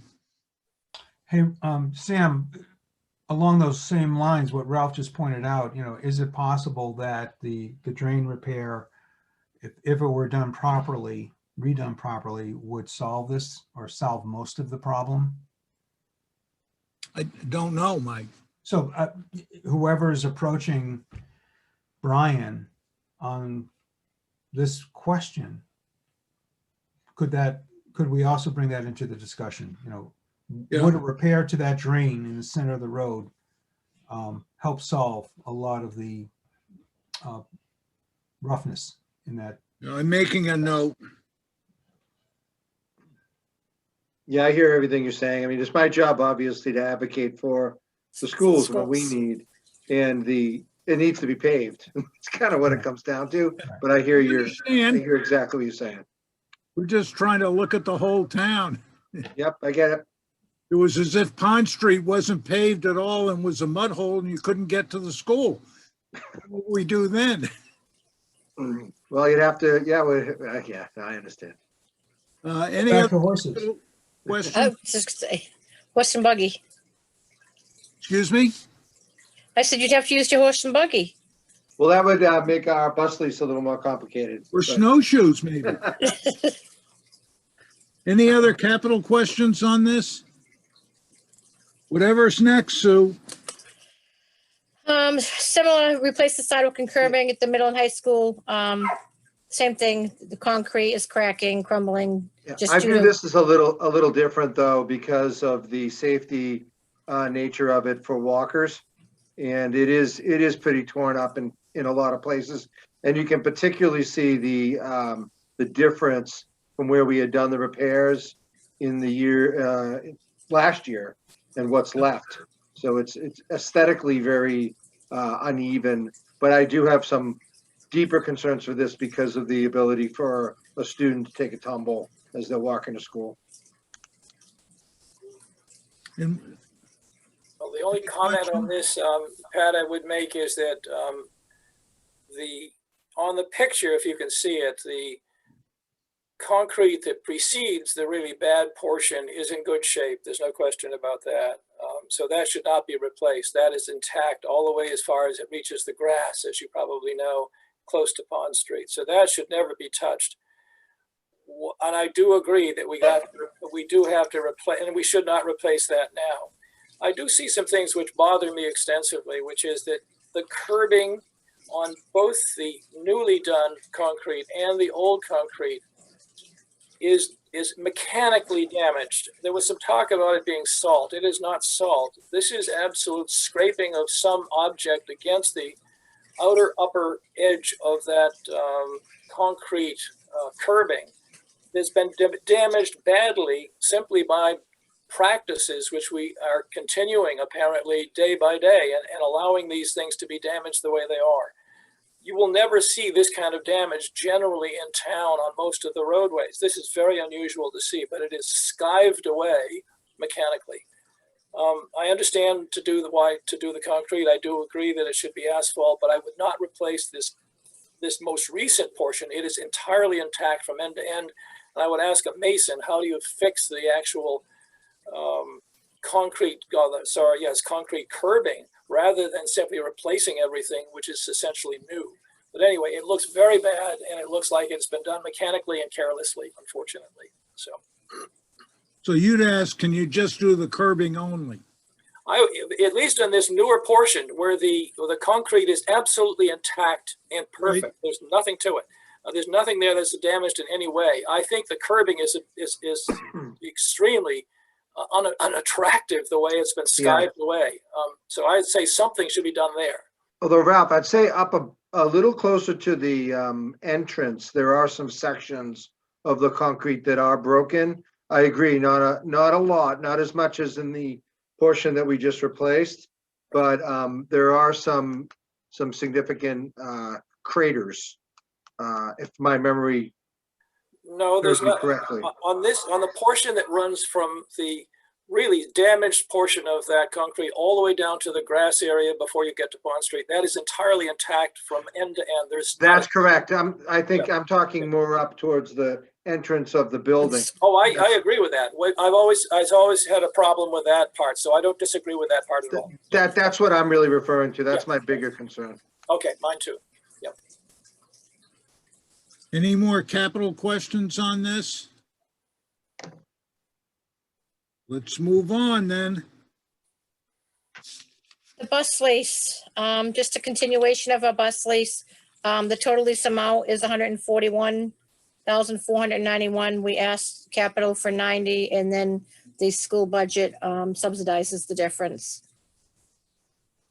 I mean, it's not much. Just have you may not have had a chance, but one thing on our docket was looking at a full service bus lease with drivers provided.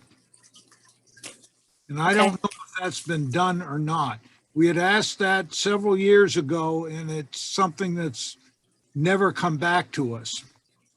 You mean to like contract out with a company to do all the driving and supply the buses? Yes. Sam, I think it's never come back to you because it was never more economical to do it that way. I mean, I know when we first, and Brian can jump in on this, when we first started this and Katie Dugan was working on this project, she looked at several models, and first student was an option, and it didn't cost out better for the town of Cohasset. And then I believe Michael McMillan looked at it for the second lease, and it didn't cost out better. So that's why you might not have seen it, because it wasn't a more economical model to go after. Well, that may be true, but we never found out, so to speak. You know, when we first started this whole bus lease program, the school used to own all the buses. Yeah. And we got into a huge maintenance issue and very expensive maintenance, and this leasing of buses seemed to be, and I think it's been more economical from a maintenance standpoint and also a leasing standpoint. But the second part of that, we wanted to investigate a full service bus lease that provided drivers also, because that would reduce the employee expense. But who knows at this point? I know I have the analysis from the first bus lease. Okay. Scenario. I can send that to you, and I can look to see if I have it when Michael did it. I don't have anything on a full service lease. I do have the analysis of the change from leasing the buses, going to leasing the buses from owning them. Right. I'll follow up and get that to what I have to you, Sam. Yeah, I know Okay, Michael that'd be did look great. at it, Ellen, you're correct. Yeah, That would be helpful. I don't have any recollection of ever seeing that either. I was in the first one, Brian, it was, even in the first one, Ellen. The first one was really a high pressure, time sensitive scenario because Yeah. it started as a request for one bus, and then it became a request for two buses, and then it became a request for three buses, which sort of broke the capital budget and forced us to start, digging a little deeper to find out what was going on. And we quickly uncovered that we were spending a ton of money on maintenance, sort of maintaining old buses that, that weren't worth anything. And so we pivoted pretty quickly and under a lot of pressure to a lease. We really didn't have time to price out a full service lease where you actually outsourced your drivers and your maintenance. yeah. And then when Michael, my best recollection, and this may not be perfect, but it's my best recollection, was that when it came time to renew the lease, we just simply didn't have the bandwidth given other priorities that the district was sorting through at that point in time, and so we just didn't really go down the path of really investigating it. If you guys have that work, let us look at it, and maybe that would be helpful as a starting point. Yeah, It no, may not be the way to go, but we need to look at all the alternatives. Yep. Sam, to that point, I'd like to point out something I sent around at the end of August. There is a Massachusetts company that provides electric school buses as a service.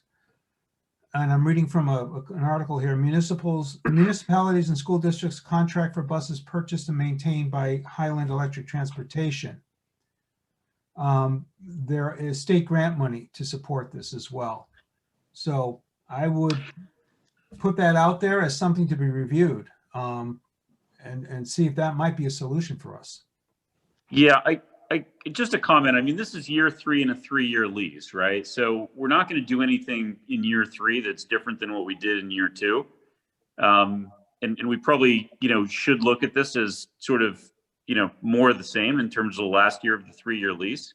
But we should start now to think about what it is that we're going to do at the end of this 3-year lease, because it's not something we want to pick up next January. We won't have time to figure it out if we do that. Yeah. Agreed. Any capital budget questions further? Let's move on, Sue. All right, we're almost at the end, Well, maybe. almost. So the two big ones, the high school track and the high school turf. I know it's not the first time we've heard of it, spoke about it.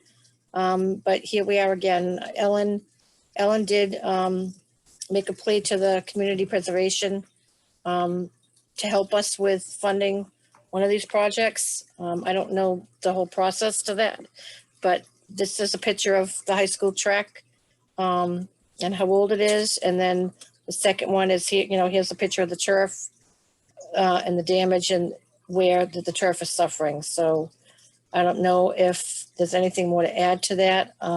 They're both big ticket items. Do they need Sort to of be an end of done life at too. the same time? Sorry, what, Sam? What? Sam, what was your question? Should they be both done at the same time? Yeah, if you remember, 2 years ago, the committee was gracious and gave us about $87,000 to patch the track. Right? When in 2009, when the turf field was installed, the track was only resurfaced and not replaced. And so a couple years ago, we got $87,000 without a guarantee that we could extend the life of it, so we could sync up end of life for track and end of life for turf, to do them at the same time and not take up 2 summers, have alumni field under construction for 2 summers in a row. So we're at that point. I know the athletic director just had a GMAX test done. He's waiting for the results on the turf field. I have a quote from 2017 or 2018 on the track replacement, which I think I've sent to Sue, but I can send it on. I did go to CPC. The CPC is prohibited from funding the carpet. So for the turf field, all that's being requested is to replace the carpet. It's called carpet, the artificial turf. All of the substructure remains intact. The school department has done a really good job grooming the field when it went in 2009. End of life was hopefully going to be 10 years. And we're pushing 13, so that's good because of the level of maintenance. We've had the pellets regroomed or replenished once during that lifetime. And so now we're looking to have the carpet replaced, which is not eligible for CPC funding, but the track is. My homework assignments from CPC is to find out how Situate did it. Situate just spent, I want to say it was $8.9 million to install and replace. They were replacing their existing turf field, the main stadium field, and then adding 2 more and redoing the track. And it was a combination of capital budget, CPC, and other funding. So my homework assignment is to find out how they did it with CPC funding, and what their formula was, and get back to CPC and Cohasset to let them know. And we need to come up with the funding formula of this $950,000, how much CPC can fund and how much we can bond. Maybe Chris Senior has talked about bonding this as a project, as a townwide project. And that's kind of where we are. Yeah, well, George McGoldrick was heavily involved in the original turf field. Yeah, So I was on that good committee resource. too. Yeah, I was on the committee too. And Oh, 3 years okay. ago, 3 years ago, I did all the research for the replacement of the turf field, and that's where we have the $500,000 number. And it's what they were advocating 3 years ago, and I'm sure technology has changed. It's called Legion turf, and it's more for conducive also for fastball sports like field hockey, like the old turf from 2009. It was very high, and it slowed down the forward motion of field hockey balls, lacrosse balls, things along soccer balls. And so the new technology is much more conducive to all sports. I have reams of paper I can send you on that research, but I think we'd be better off getting a new, more updated package for you. That would be helpful. I do have kind of a crazy question. This picture shows sort of a strip about maybe an inch or 2 wide and I don't know how long. Yeah, I don't know. How did that happen? It just seems really funny that it's almost as if somebody went in with a utility knife and cut a piece out of it. Yeah, I don't know. The turf itself is at an appropriate level to be replaced in terms of its lifespan. Yeah. It actually is, from what I've been told, and Ellen, correct me if I'm wrong, it's held up pretty well. It's held up very well. Based on the age of the turf. Yeah. So this is not necessarily indicative of the whole turf, but everything has its day. I think it's gone past its time. Yeah, okay, I just was curious because of the picture.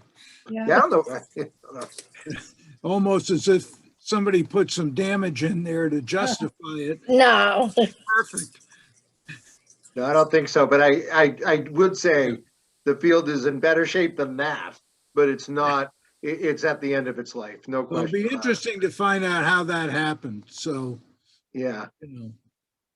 but it's not critical. Capital budget, any questions on this? Well, as I said earlier, I did walk the track and I walked the field, today. contrary to what the picture shows, and after a rainstorm, there was no puddling on the track. Okay, so that I don't know where that picture came from, but it is not representative of what I saw today at all, which is too bad because I didn't see any of the sort of damage that people had talked about because the repairs had been done a couple of years ago and it appeared to be in rather good shape. So my opinion is not necessarily definitive because I don't know what to look for, to be honest with you, but it looks rather good, to be honest with you. I walked every inch of it. Mhm. I also walked the entire field back and forth a couple of times, looking for kinds of things like what you've shown in the picture here. And I couldn't even find that particular damage, to be honest with you. But anyway, the field is also in very good shape. Now, it may be end of life, but it's certainly not end of utility. I think others need to, if in fact the capital budget committee would also just walk it with maybe somebody with some expertise, it would be helpful. And I, unfortunately, I cannot be with people doing that, regrettably. But nevertheless, I do think it needs another look. I cannot see in my own mind how, if I can walk this and not find these deficiencies, that they are there. Maybe they're there and I just don't see them, but I don't see them. I would certainly be hesitant to put in 950,000 or whatever it is, if in fact that was absolutely not necessary at this moment. So unfortunately, my opinion may not be accurate on this, and I'm willing to admit that, but it sure did not look like it to me. But anyway, that's why I think others have to take a look themselves and maybe with an expert to say, why is this necessary? Or maybe this impact test, or if that's what it's called, or I guess I'm not sure what the name was, but whatever that test was, needs to demonstrate that there's some reason to replace the track, or replace the field. But those puddles you see in that track are not there after a rainstorm, and that was today. Yeah, so. Okay, thanks, Ralph. Yep. Anybody else have any comments from Capitol? We're actually going to make it through this list, I think. This is scary. Last but not least, The school bus parking lot? school bus parking lot. So Now, wait a minute, where's that building, Sue? It's the Historical Society, Is that what it is? Okay, yeah, on South Main Street. there you go, all right. I see it. currently we don't have a permanent home for our buses. They were at DPW, and I know due to the recycling changes over there that there is no longer room. I think that's one of the reasons. It might not be the only reason. Temporarily, we're at Wilcott Commons through March, but when that season picks up, we have to move again. So were you, did DPW kick you out of there essentially? I can't say they did or they didn't because I wasn't here when it happened. Okay. I'm under the impression that yes. Well, I But think it was a function of them using their center differently. Right. And I think it's something to do with, I know with the recycling, they have more bins, they purchased more heavy equipment for parking. So it wasn't a kicked out as much as they needed the room for themselves. So we're limping along right now. We have temporary facility. Obviously, we're not going to have anything built in the near future, but it needs to be on the radar of what and where are we going to park our buses. Where would you put this?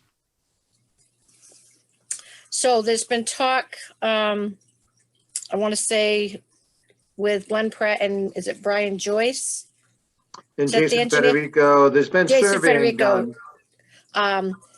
They looked at, I guess, some property out between Deer Hill and Osgood. There's quite a bit of land over there that they thought could be cleared, but it needed more, it needed some more engineering work. It needed, to be looked at and analyzed better, and measured out. And I really honestly don't know how far that's gotten. But I know there's been the beginning talks of it and they've walked the property. They've surveyed it. They've had a company survey it to at least give, but I don't have the information about that. Nick, do you know anything about it? That's on the DPW side, unfortunately, so I do not. So you don't, okay, all right. I'm just just asking. And Sue, I don't think we have a capital request for this item either. But, oh no, wait a minute, I'm sorry, confusing it with the road. Oh, I mean, we've talked amongst, you know, the administrators throughout the town just to come up with some creative ideas of where else we could put these buses. Yeah, And we're coming up empty-handed. Is the music circus not an option? They will You they will could, not let us. They will not let us. yeah, they've been wonderful to us in many ways throughout, the years I've been here, I'm sure before but they were not, it did not work for them to have us in the. well, if you think about when they're in session and you want to, and your buses aren't being used, you need a place to park them. So that's Music Circus's high use season for their parking. Well, but in the but aren't the seasons sort of opposite? I mean, Yeah, but where are you going to put them in the summer? in the That's the school. school. Well, in the summer, it's not a problem. It's Yeah. when it's when the our lots are filled with cars. Right. They have no space to be.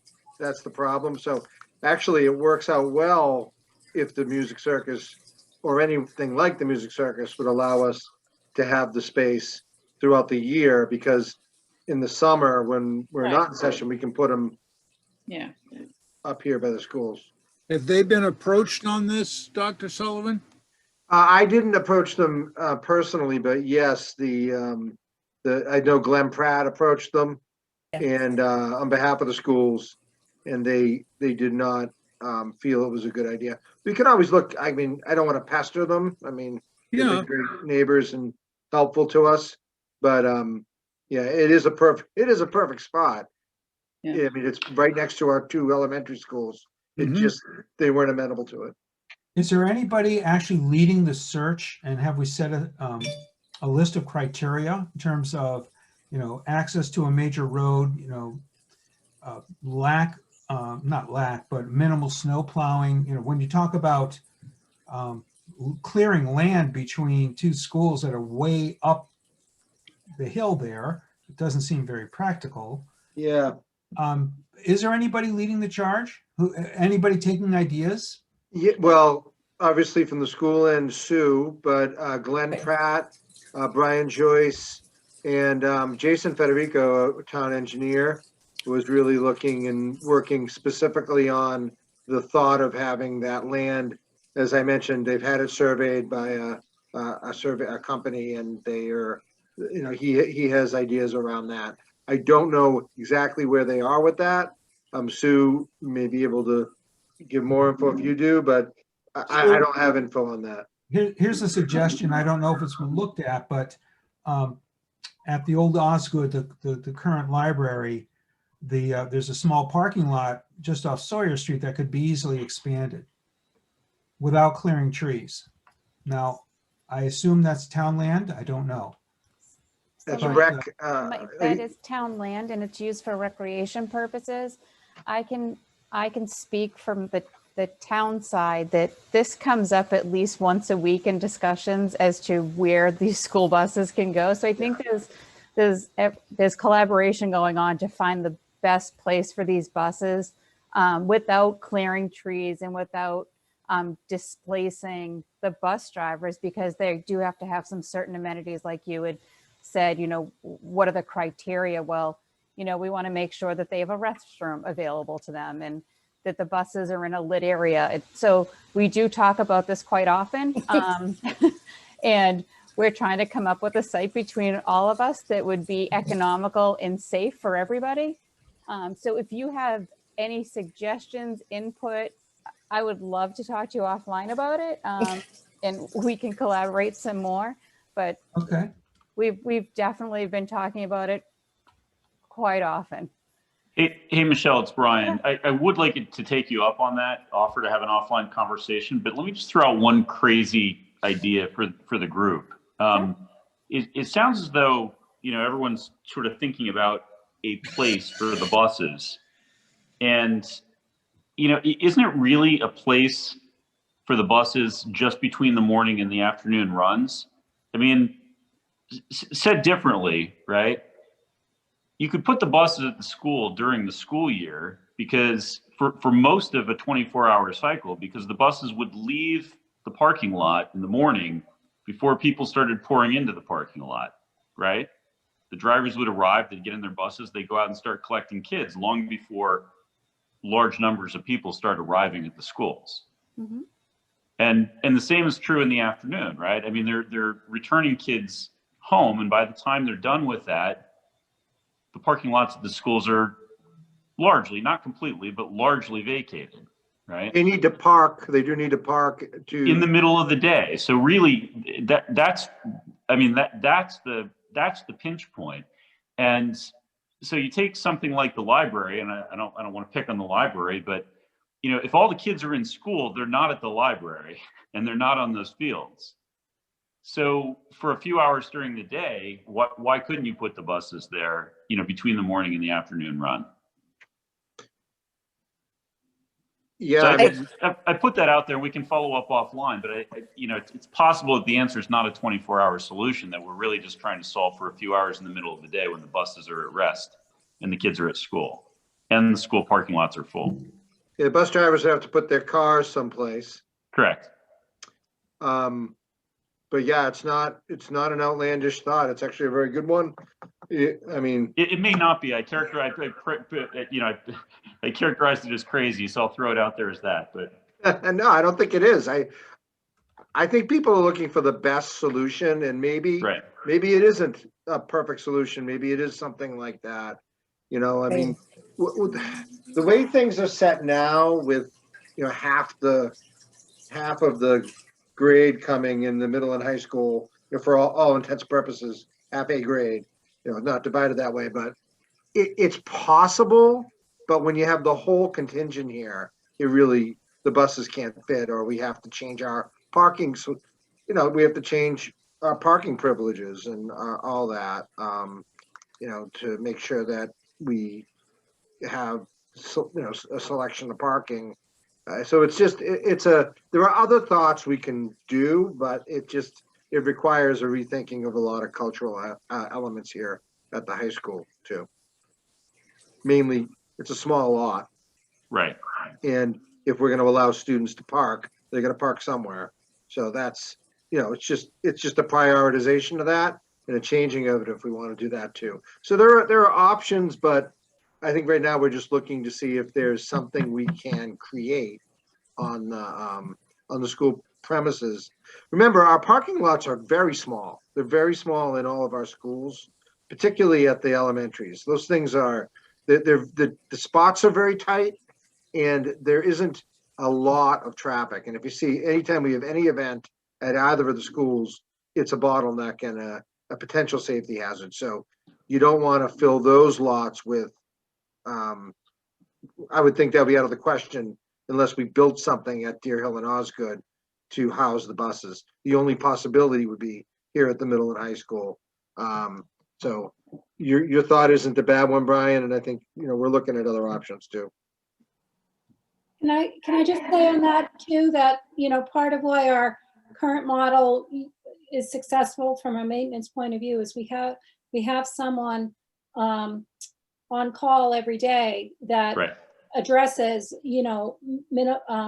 minor maintenance issues, and our space has to be conducive to that, whether there's electricity that's needed or Yep. things along those lines. Right.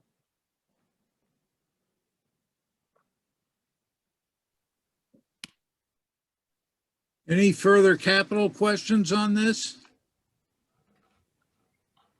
I mean, it sounds to me as if we need a fair amount more research and investigation of alternatives on this. Is that pretty much what everybody agrees on, or am I off base?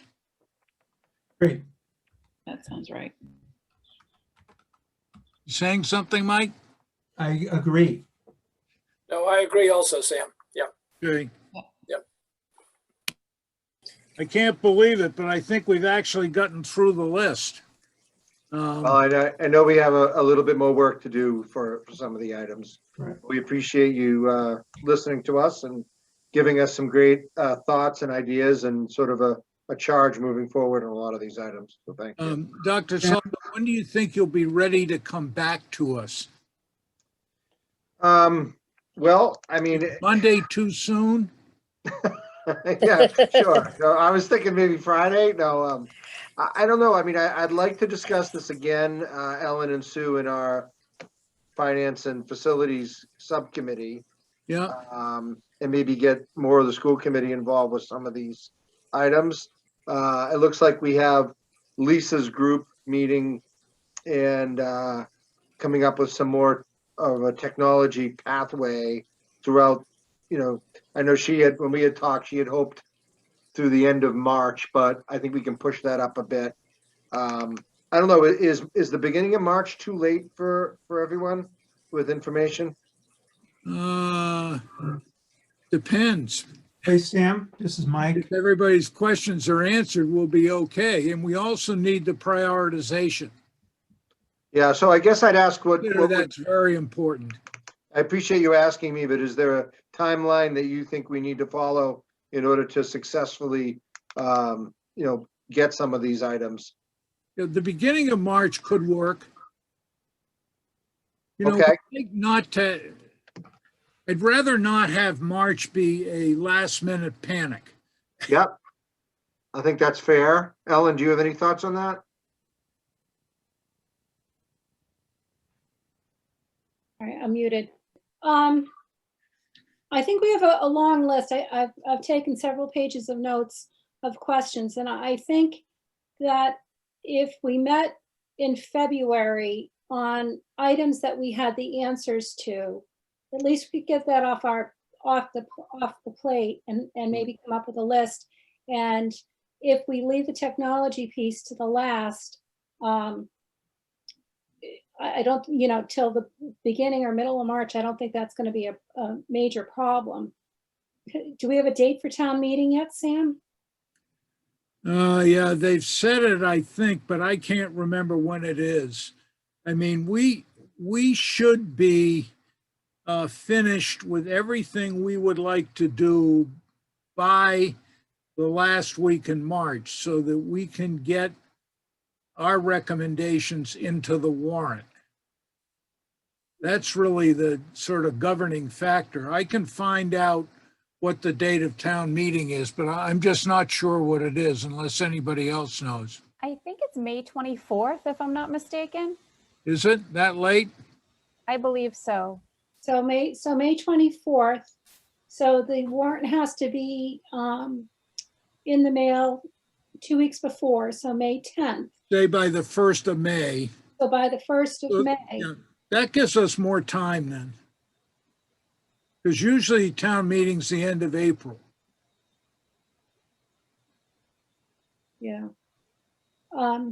So I think the beginning of March would be okay, Okay. assuming we're not all in the hospital, Yeah, well, let's hope not. Sam, I don't want to lose sight of the need for the liaisons from capital budget to meet with the school and the IT folks. And, we've said in the past that a lot of these questions and answers can be worked out through the liaisons to prepare us for the more formal CBC meeting. What we still need to do is nail down who from CBC should be meeting with the school and the IT department on these technology items. Mm-hmm. Because the technology items from the school now fall under Sue and not under Ron. So it's if we can clarify how we want to deploy our liaisons, or perhaps we have the IT and the school liaisons work collectively to meet with both the school and the town IT to work through all these items. Yeah, and just to be clear though, I mean, we're collaborating with Ron on all these items. It's just when they come to the instructional items, the instructional technology, which is, obviously a school purview, are coming under Sue, but really Lisa, in terms of that. So we're still understanding that we have to have an overarching systematic technology, structure that is a town structure. So I just wanted to make sure, I'm clear on that. But no, I'm all for, I think having liaisons help on a capital issue is very welcomed and appreciated.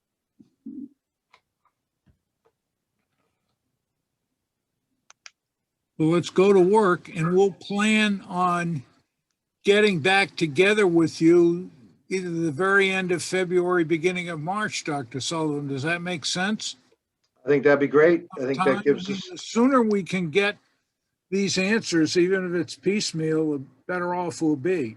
well, with the exception of the technology items, particularly the innovation classroom items, I think, as Ellen said, we might be able to get some of this in February, which would actually give us a little more time, and it would divide the items up in I think, a systematic way that would allow us to hopefully have more success. So I think, now, are there particular liaisons that we should be connecting with for certain items? I just want to be clear on that. I'm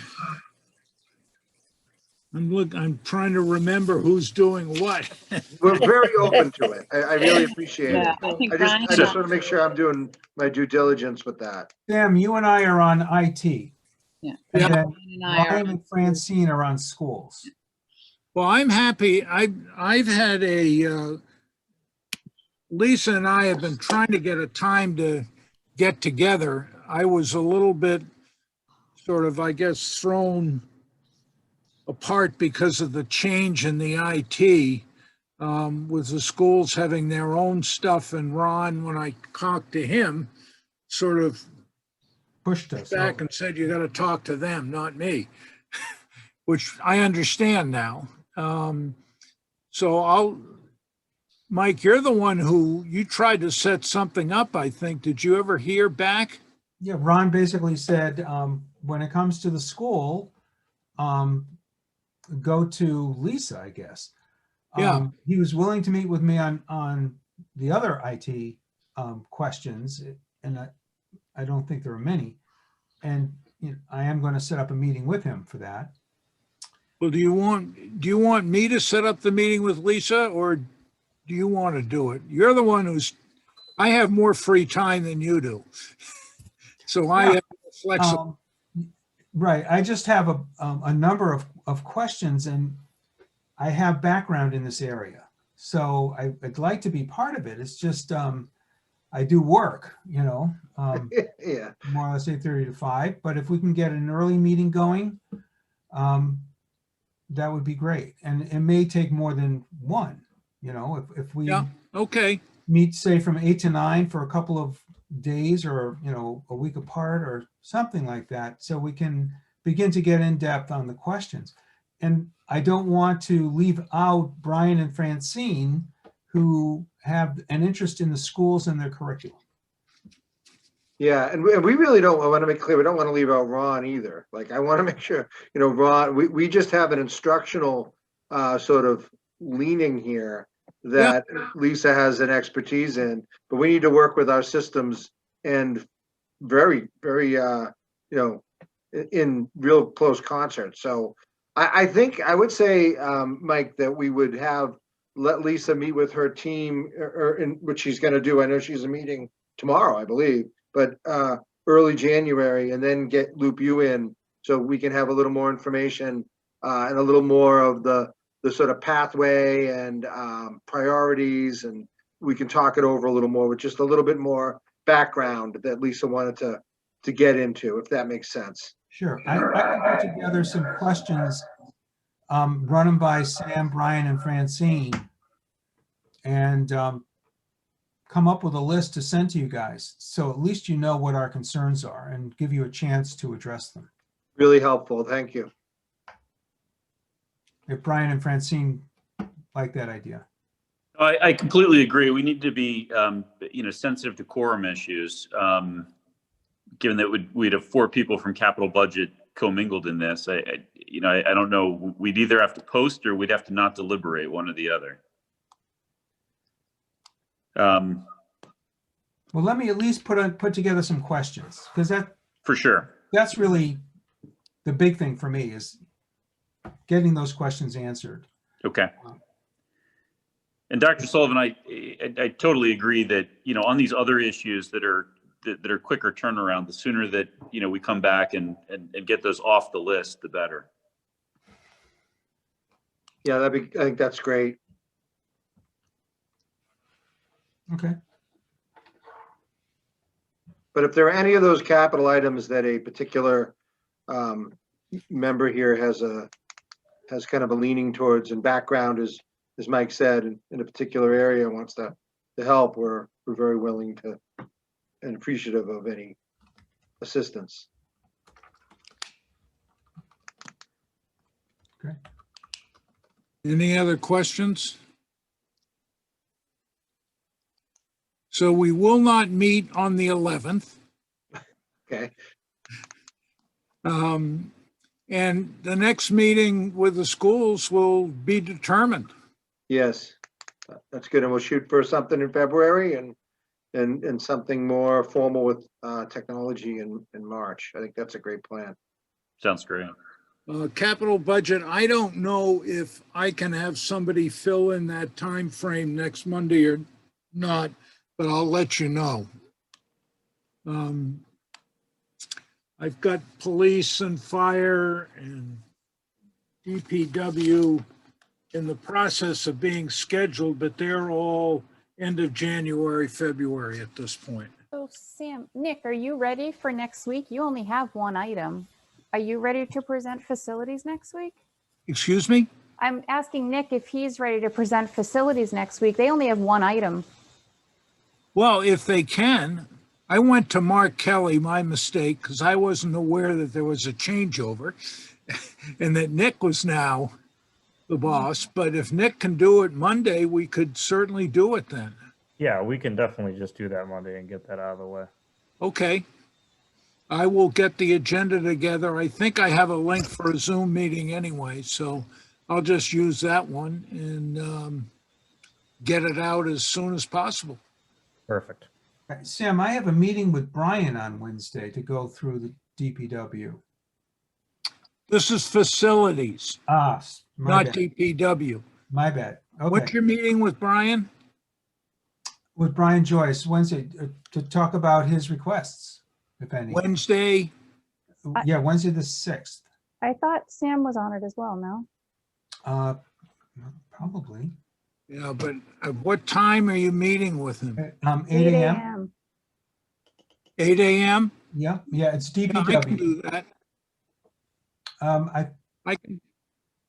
I think I sent you a Zoom, or the town Yep. sent us a Zoom. Yep, so Sam, you're in the meeting. It is Yep, you accepted. 8 a.m. on Wednesday? Yep. That works.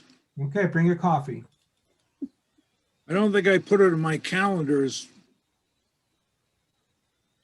but I'm putting it in now. Great. So maybe DPW will be ready Monday as well. You could do facilities and DPW on Monday. That'd be cool. Wishful We'll thinking. find out. Yes.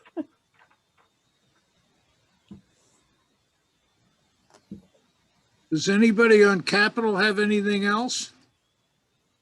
Nope. Well, thank you all. we Happy do- New Year. Thanks for all your guidance and assistance.